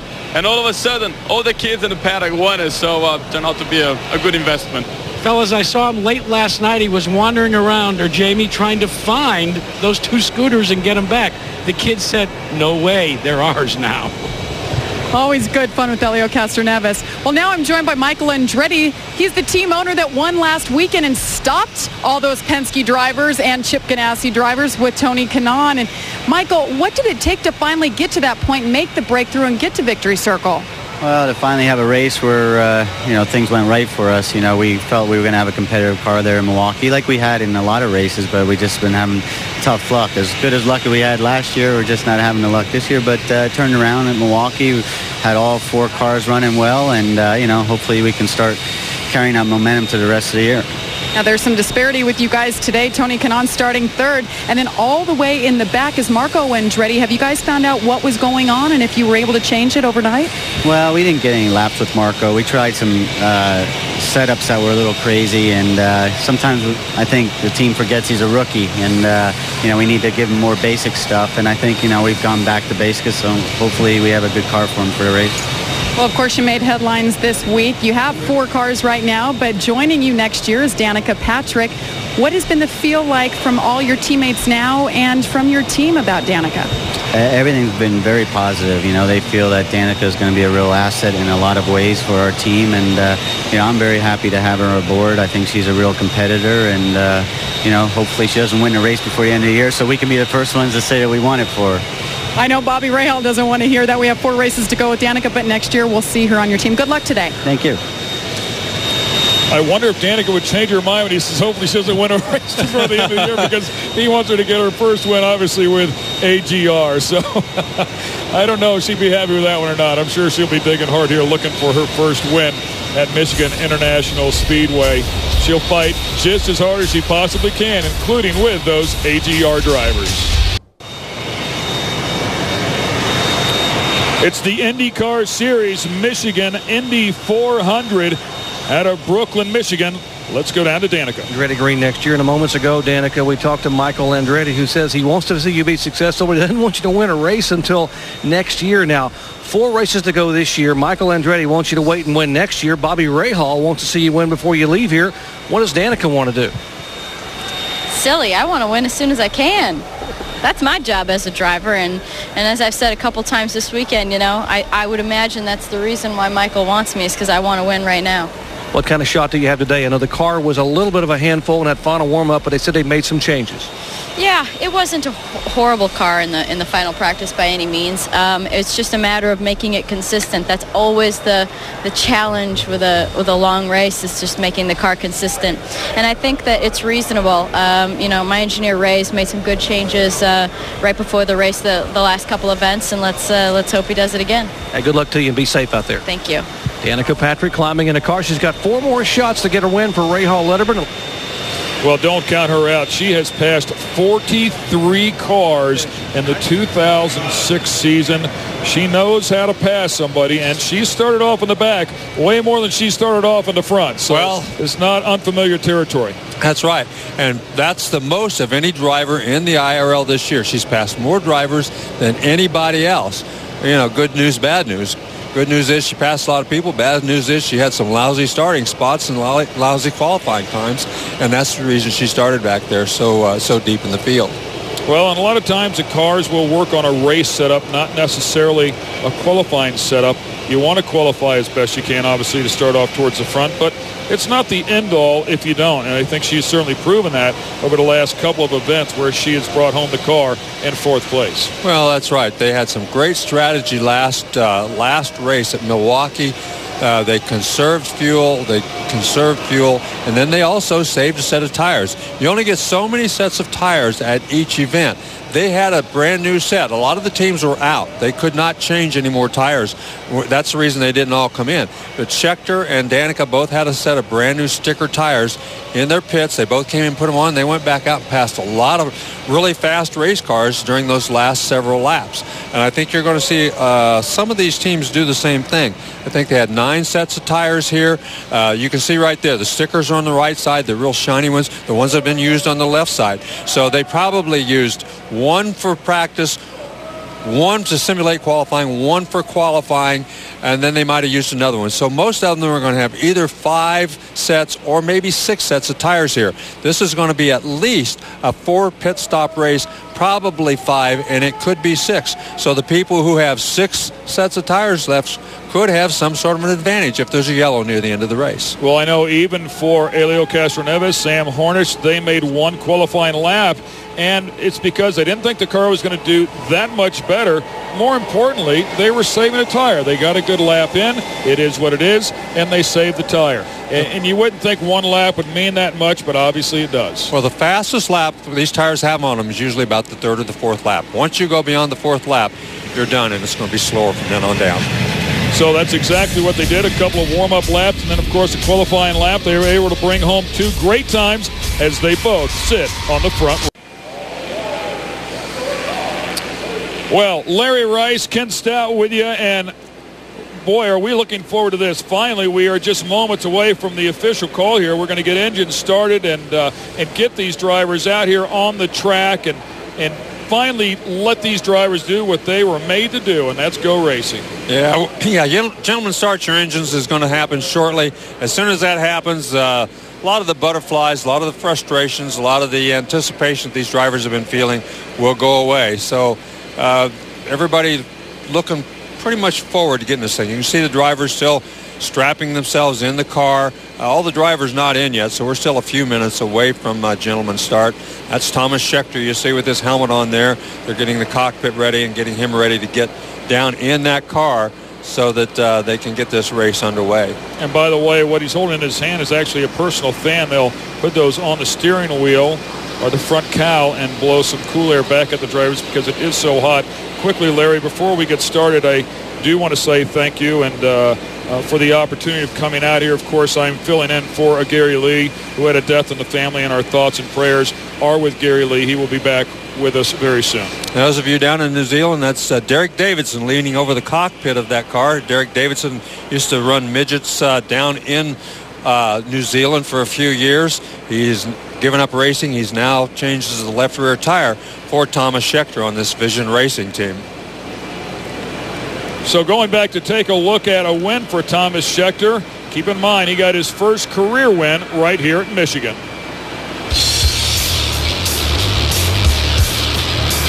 Well, Thomas Scheckter came into this place kind of as an underdog, running for Eddie Cheever and the Red Bull team, but he came away with a victory, and it was an important victory for him. Stays in shape in the off-season by driving shifter karts. A number of people, of course, in Europe certainly familiar with those. It's another thing that's very physically demanding.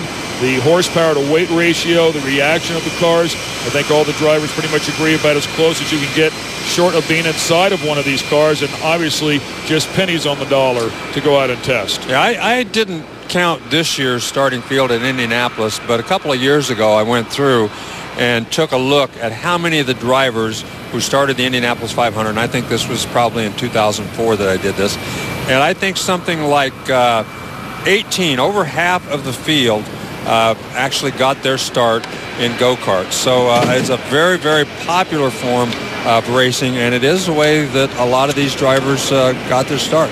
Dan Weldon being one of them, I think. You see right now, looks like he's in a little pain as they try to get that everything tightened, the belts tight around him and everything. It does look like he's squishing a bit there inside of that helmet. To find that a little odd. Of course, you know, they do wrench you down in there pretty tight. They want you to be tight. You know, when you can hit, they've had, go down, that was Jack Arute there, I'm not sure. Anyway, when they hit the wall, if something does happen, you do hit the wall, you can get a tremendous G. So you want to make sure that the belts and everything are tight. The seats nowadays are formed to the driver. They actually put in kind of a liquid. The driver sits in it. He has to sit there until it hardens up a little bit so that everything fits the driver. That's the reason you don't see drivers jumping from one car to another, because each seat is specifically built and formed around that driver's body so that, number one, it absorbs energy better. Number two, he doesn't slop around in the seat, and he can. It's better for his endurance. And it's not uncommon for him to make belt adjustments after you get into the race. Everything will settle a little bit, including your body. You kind of jostle down in that seat a little more. You start feeling those G's, and it pushes you down in that seat a little bit more. You have to retighten those belts a little bit. Keep yourself as tight as you can, because they can work themselves loose a little bit. It's not uncommon for them to stretch just a bit. So there's a lot that's going on inside of those cockpits that those drivers have to take care of. And you can see all of the teams working very hard for the driver comfort during the race, tightening the belts, getting that collar around their head, making sure it's secure in there. As we take a look, this is Tony Kanaan you're looking out of. We're just looking out the back of Thomas Schechter's a few seconds ago. So getting very close to the start of the Michigan 400 as the drivers look to be all buckled in and ready to go. You're watching the IndyCar Series and the Michigan Indy 400. We're just about at start time here at the Michigan International Speedway. From Brooklyn, Michigan, the beautiful Irish Hills. Ken Stout with you, and Larry Rice sitting alongside the three-time USAC champ, former Indianapolis 500 Rookie of the Year. And we'll take a look at our starting grid. Sitting on the pole, Helio Castroneves with a time of 33.21 seconds around here, followed by Sam Hornish Jr., then Tony Kanaan. Notice Helio already 3/10 on Tony Kanaan. Then it was Ed Carpenter in the number 4 spot, followed by Scott Dixon, Vitor Mera, Dario Franchitti, Thomas Schechter in the top 8. Dan Weldon and Buddy Rice round out the top 10. Danica Patrick, there you have her, in the 11th spot. Brian Herta right behind her, then Scart Sharp, Kotsuke Matsura, Buddy Lazier, Jeff Simmons in the 16-hole, Marty Roth, Jeff Bucknam, and Marco Andretti, who really struggled in qualifying with a time of 34.3. Well, we're going to try to go down and see if we can get drivers start your engines. The command that everybody waits for always in this kind of racing. It's a huge thrill for the fans, always standing up cheering once the engines get started and the cars get on the racetrack. Of course, today it may be a bigger cheer than normal because of all the waiting that the fans have had to do. I think you're exactly right. And you can see, of course, the crew members down there, the guys with the knee pads on, obviously tire changers, and will come across there, literally put their lives in harm's way as they get out on the pit road. One of the most dangerous jobs out there, and especially if you're on the outside, obviously. Outside right rear, even more volatile as they get back there. And, of course, the drivers behind them trying to pull out and get back into competition. It is not a job for the faint of heart. And then, of course, all of those guys pull double duty working on the car during the week as well. Yeah, and I would say that probably those guys down in the pit area are at risk probably as much as the driver. Maybe not for the duration of time, but boy, you're right.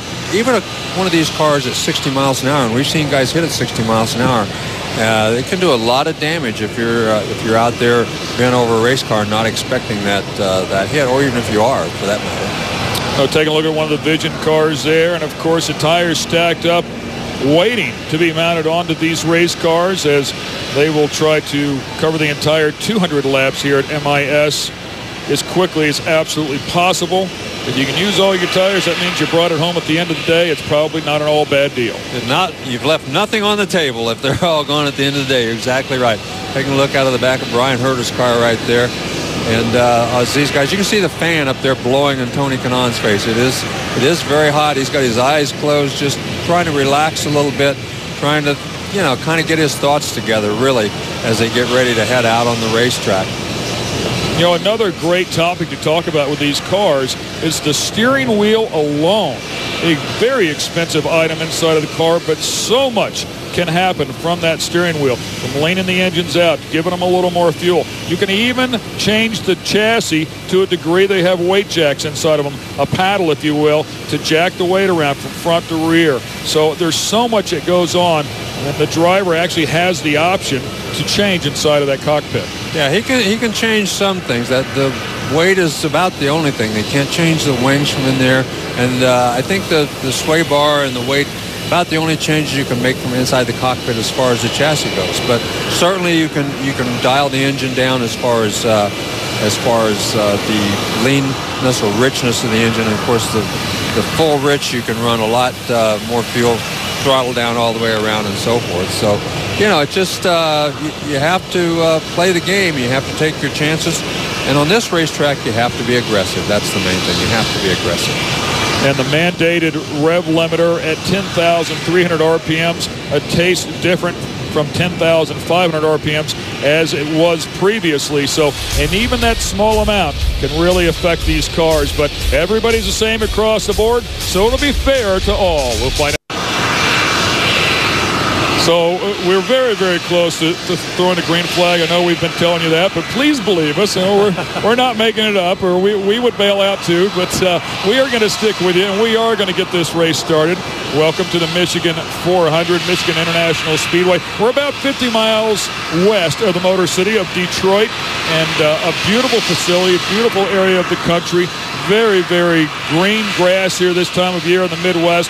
Lots of moisture. Unfortunately, we got some of it today, but it's a great place to come and watch a race. Yeah, the track dryers out there, a couple of spots yet. They felt were too wet to start the race, so they've sent the track dryers back out there to try to dry out those last couple of little spots so that they can get the green flag. You can see that below that white line, there's still some wet spots, but the guys aren't supposed to be down there anyway, so they're going to let those go. But there you can see, that's right there. There's a little bit of wetness. They're trying to get that dried up before they get this thing green flag, because at 350 kilometers an hour, hitting a wet spot would not be a good thing. Yeah, and that is exactly what you were speaking of before, Larry, a weeper. And unfortunately, we're just going to have to deal with it. Last thing we want to do is put these drivers in harm's way out there. We want to give them the best race conditions possible. Of course, it's best for us to watch, but more importantly, we need to keep them safe so they can race yet another day. Yeah, and you can see right there that track dryers, it goes over there. It does a good job of drying those places. Not sure, if it keeps weeping through there, though. Not sure what they can do about that. As you can see, a lot of the fans very, very patient.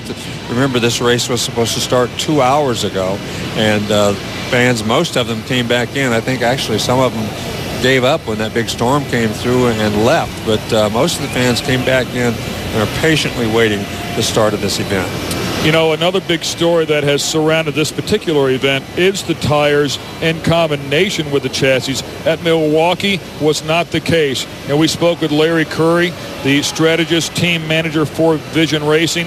He said it's critical to come back to this same track, use the same types of tires on the same chassis. We can now go back to our notes that we had a year ago and get close right off the bat. And I think it showed in Ed Carpenter qualifying in the number 4 spot. Yeah, on most of these tracks this year, Firestone has gone to a little bit harder tire.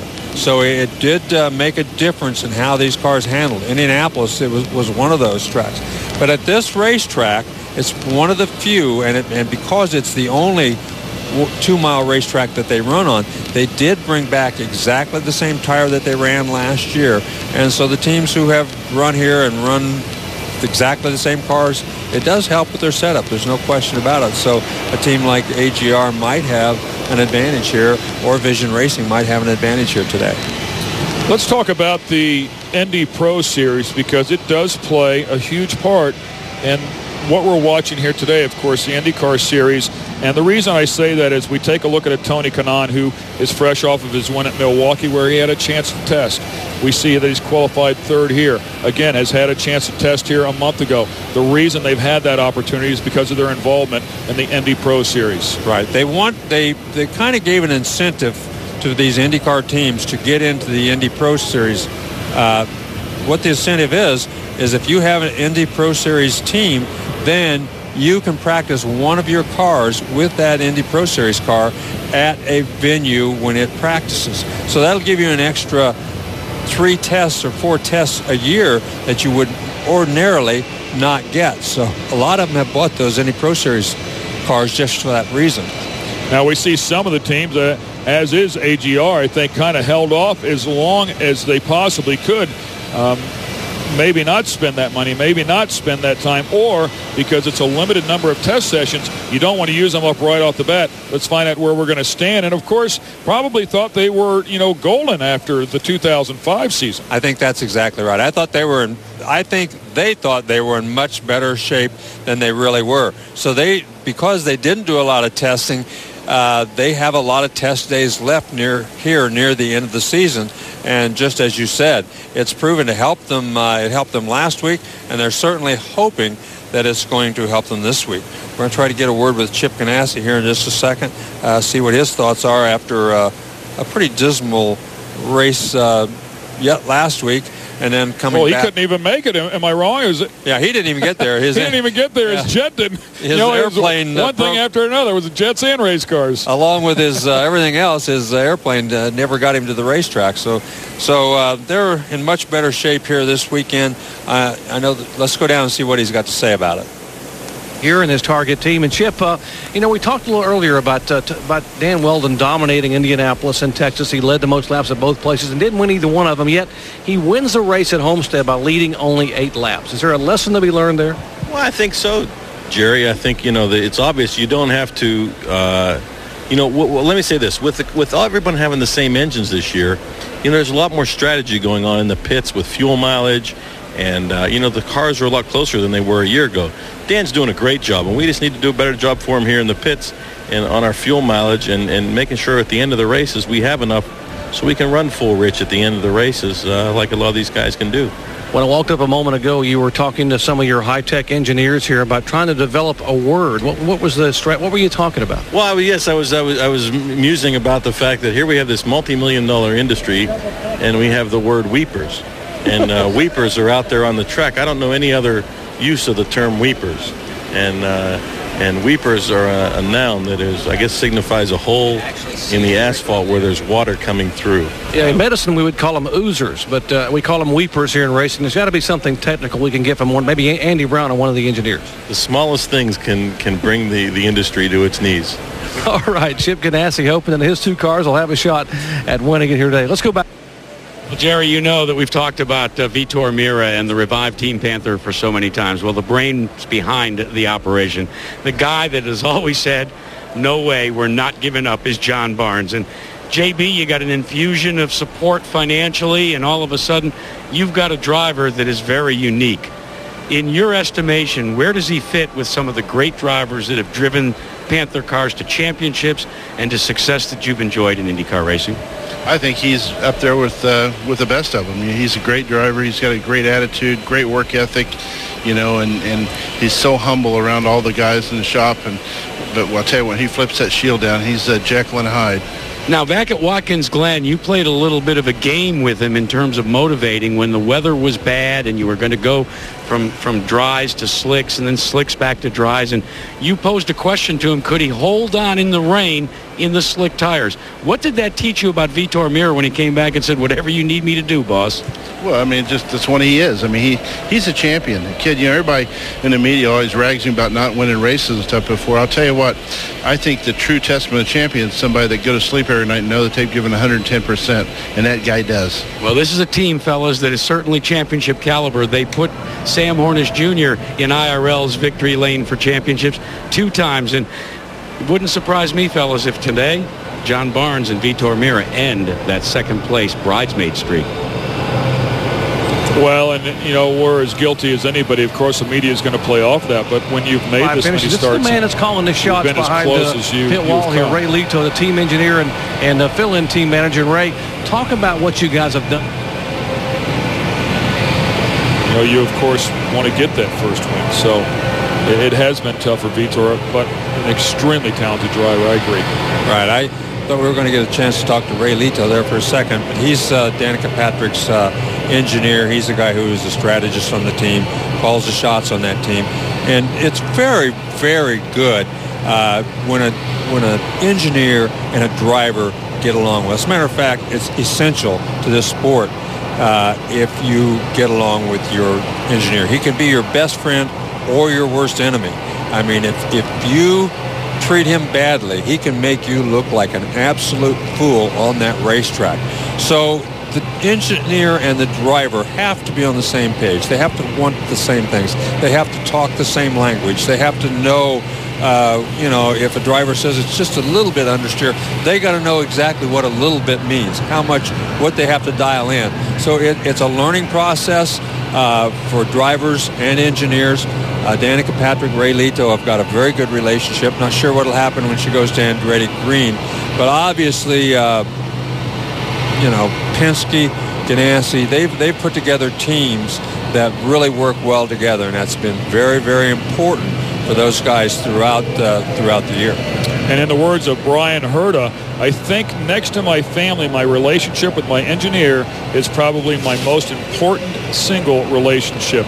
Now that's coming from a guy that knows this racing industry, and he's worked with his engineer Martin Parris since 2004.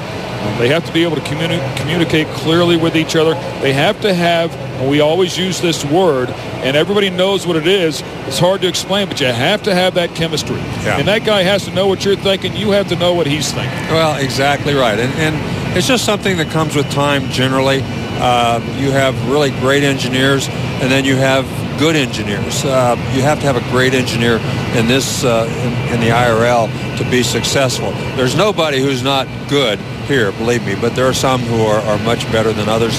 And it doesn't have to be that they aren't good, but if you aren't good with your driver, then it just doesn't work. You have to really be able to communicate, just like we said a few seconds ago.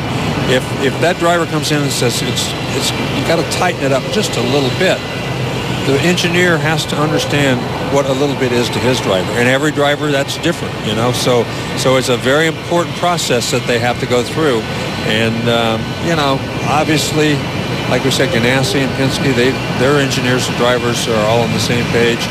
Tony Kanaan, he and his engineer are on the same page, and Danica Patrick and Ray Lito are getting on the same page.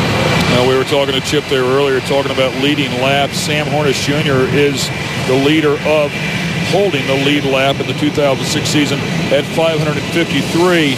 But as Chip's guy, who's behind him, Dan Weldon, at 505. But it's not how many you lead, it's which one you lead. And you want to lead that last one. That's exactly what Sam Hornish has been able to do on 3 different occasions here in the 2006 season. And here at the Michigan International Speedway with the IndyCar Series at the 11th of 14 stops on the 2006 season, all of our drivers are putting all their faith into the crew here with the IndyCar Series and the crew here at Michigan International Speedway, as their lives will be on the line, and they know that they will not send them out until this track is 100% safe. And that's exactly what they're working on right now. As you look at one of the jet trucks, you can see that they are working frantically trying to get this moisture off. You mentioned it a moment ago, Larry, right in the groove. I mean, This is something that they just cannot let these guys go out on right this moment. Yeah, you can see right there that jet dryer is pointed right where the right rear tire of the guy on the bottom line is going to be. And that's where there's still a little bit of moisture coming through. It rained extremely hard here for about an hour. Don't know how much it rained exactly, but extremely hard. And so a lot of that is coming back up through the asphalt, and they've got to make sure they've got that all dry before we can get going. Well, you can actually see right there. I mean, it was wet, and now it is dry. That is how quickly that truck works. I mean, it's the equipment here, nothing short of exceptional, but it keeps pushing up. We talked about it before. There's pressure. Keep in mind, these turns are banked, so there's a lot of dirt. There's a lot of earth, if you will, underneath that asphalt, and the pressure from the water and the dirt pushes it up. It looks for any way out, and that's exactly what's happening here. It's impossible to keep from happening, but unfortunately we have to deal with it. Yeah, we've seen it in Indianapolis where the racetrack looks absolutely 100% dry, and they'll be working on 1 or 2 places in the corners to dry them before they can open the racetrack. And that just seems to be the way it is, and it's happening here today too. Well, Dario Franchitti is certainly one of the stars here with the IndyCar Series, and a very, very good driver as well, coming out of Scotland. He's finished 6th at the last 2 races and will start 7th here. And has a lot of support as well. Running with that team, spectacular looking car, by the way. The Canadian Club sponsorship on that car, along with Klein Tools, and sporting the number 27. Starting 7th, as we mentioned, at the Michigan Indy 400 here, and we'll certainly have a shot at driving up through here. I think every driver in the field has said that qualifying isn't the end of the world here. You just need to have a race set up. Well, that's right, and of course his wife, Ashley Judd, very well-known actress around the world. She's here this weekend. We actually saw her talking to some of the pilots of those jets we saw flying over a little earlier, and even told them that she'd love to take a ride in one of those things someday. And who knows? They may accommodate that because people of her stature usually get things like that a lot better than most. So let's go down and see if we can get a word with Ashley Judd.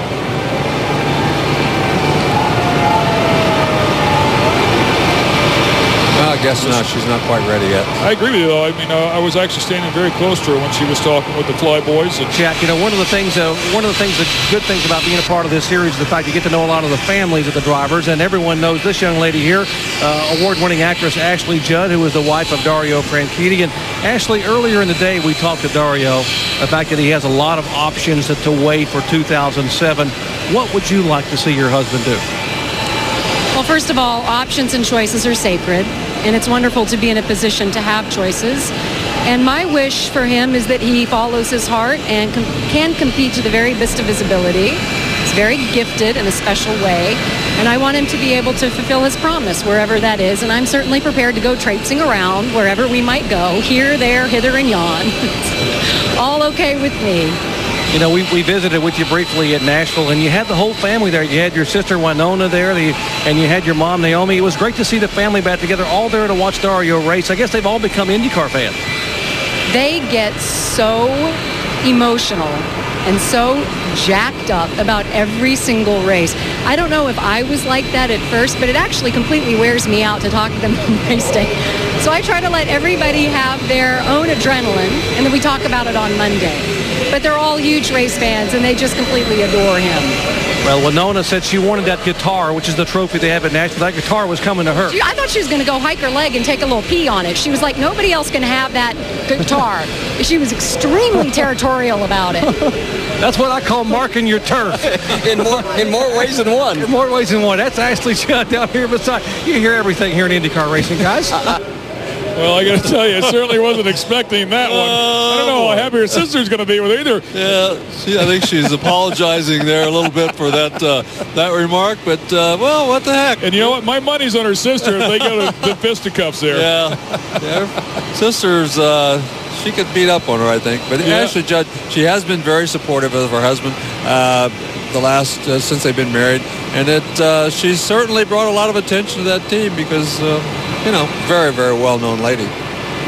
Well, great that she's out here in support of her husband, and we certainly appreciate her time and coming over and letting us speak to her for just a moment.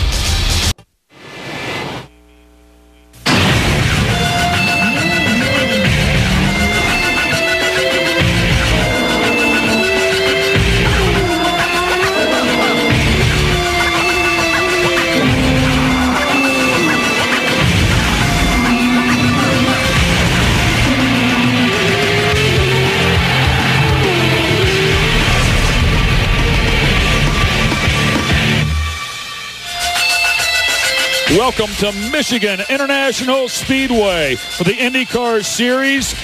Michigan 400. This is the 11th stop out of 14 races.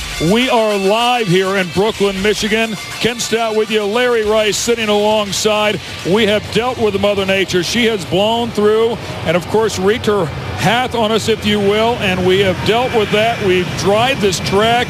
We have dried... How much of it do you want to say? I mean, everything of it, literally, but a few inches, if you will. And unfortunately, the water is pushing up through what we call weepers. And as you see right there, the jet truck taking care of it. Almost looks like the same spot it was in the last time, trying to get that water out of those cracks. Yeah, there's only, they've got 11 jet dryers. There's only about 3 or 4 of them on the racetrack right now because there's only 3 or 4 spots where there's still a problem. But we're only seconds away from gentleman's start, and that was about 30 minutes ago when they decided they just could not go ahead and start the engines with those weepers, those few weepers that were out there. So we had to delay it, and we've been waiting now for another half an hour while they're trying to get this water dried up. And I believe some of the drivers possibly have climbed out of their cars just to stretch their legs a bit, not be inside of that car any longer than you have to be. So Oregon's are going to go back and take a look at what this track looked like 3 hours earlier today. There you have it. I mean, it was coming down like cats and dogs. You can see the flag there standing out straight.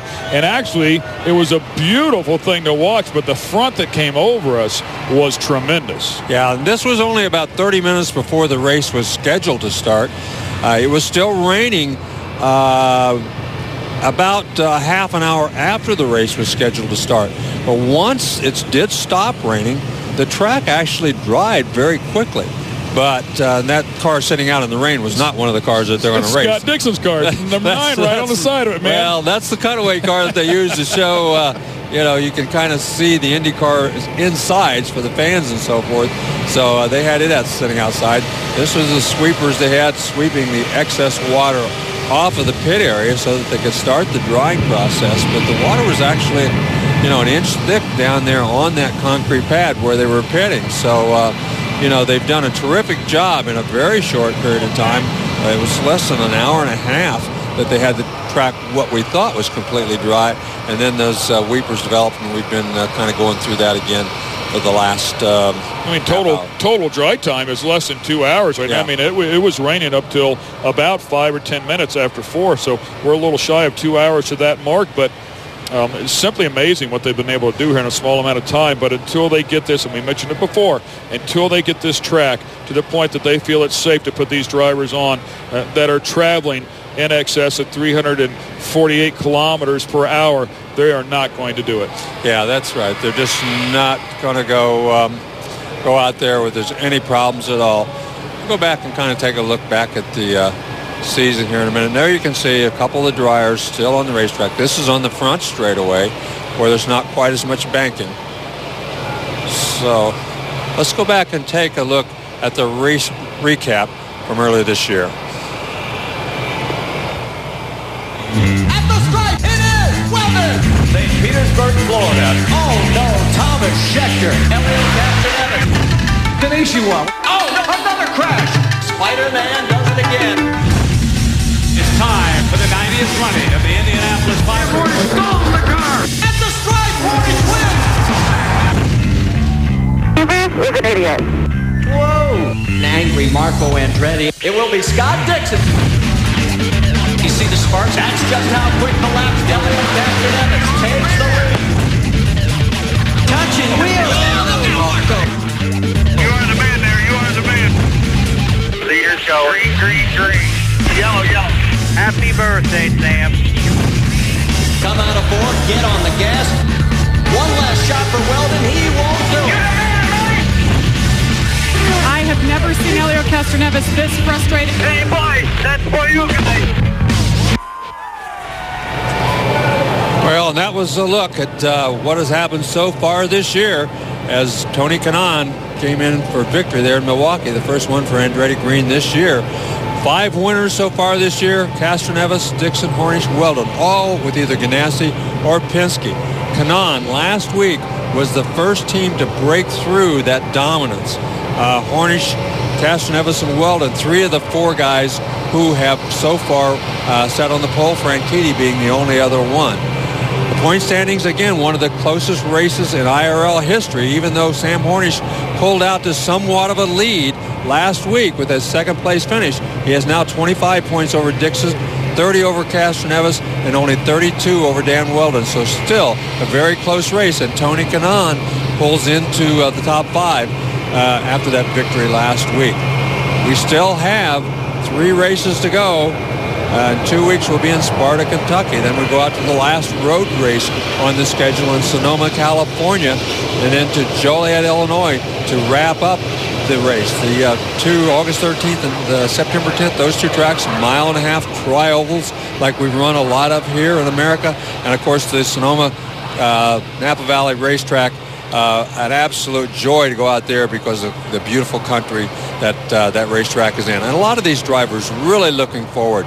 Many of these drivers, their whole careers were built around road courses. The oval fairly new for some of these guys. Sam Hornish being one of the exceptions. He started his whole career mostly on the oval tracks, whereas Castroneves and Kanaan, Dixon, Mira, Franchitti, Schechter, Weldon, almost all those guys started exclusively on the road courses around the world.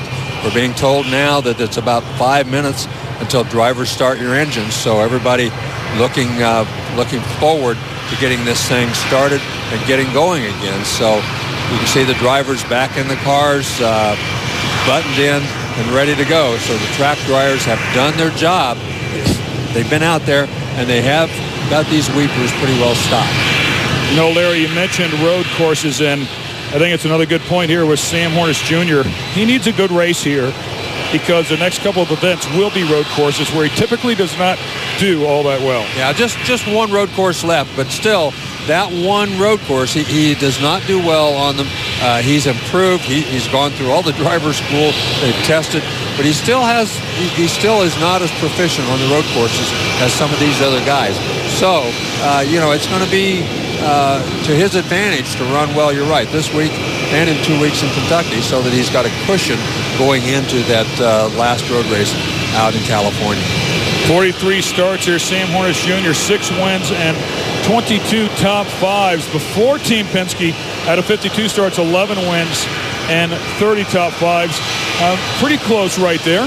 Yeah, he's always been very, very good. He's with Panther most of that time before he went to Penske. He was always very good, and a lot of the time he was with them, they were with a Chevrolet engine part of that time, and it was under horsepowered compared to some of the other engines. So he was he's done a yeoman's job. He's been a terrific guy. The best thing Sam Hornish has going for him is he's great in traffic. Hello, Castroneves. He's just been good, period. I mean, he's fast. He hasn't been the luckiest guy in the world in some cases, but anybody that goes to Indianapolis and wins his first 2 times out, you got to say he's not only good, but he's pretty lucky too. Very talented driver for Team Penske there in Michigan International Speedway. They have 9 wins here. The captain does, and 15 poles, but I think the key to that graphic right there is neither one of his drivers have won here. No, and neither one of them won here, and he hasn't won a race here for several years. It's been a while since Team Penske has brought home a victory. The last 2 or 3 years, they haven't dominated this place like they have many others. And even the fact that they're so much faster than everybody else during qualifying, it will mean nothing come race time.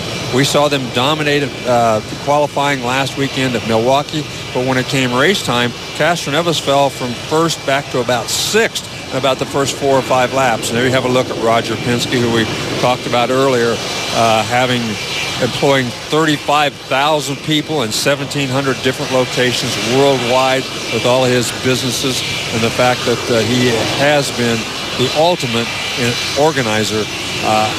There was talk that he might take over General Motors just a few months ago, and believe me, I think if anybody was going to turn a company around, that guy could do it because he's done it already in several different occasions. Annual revenues of $11 billion. Hey, he can buy dinner. And he can certainly do that. And he comes out here and goes racing every weekend. I mean, he still does what he likes to do. That's the important thing. I mean, it doesn't matter. I said before, he's got the unique capability to hire good people and put them in the right spot. And that's why his businesses have been so successful. And again, you can see that track dryer. You can see that wet spot. Dried it immediately when he went across it with that dryer.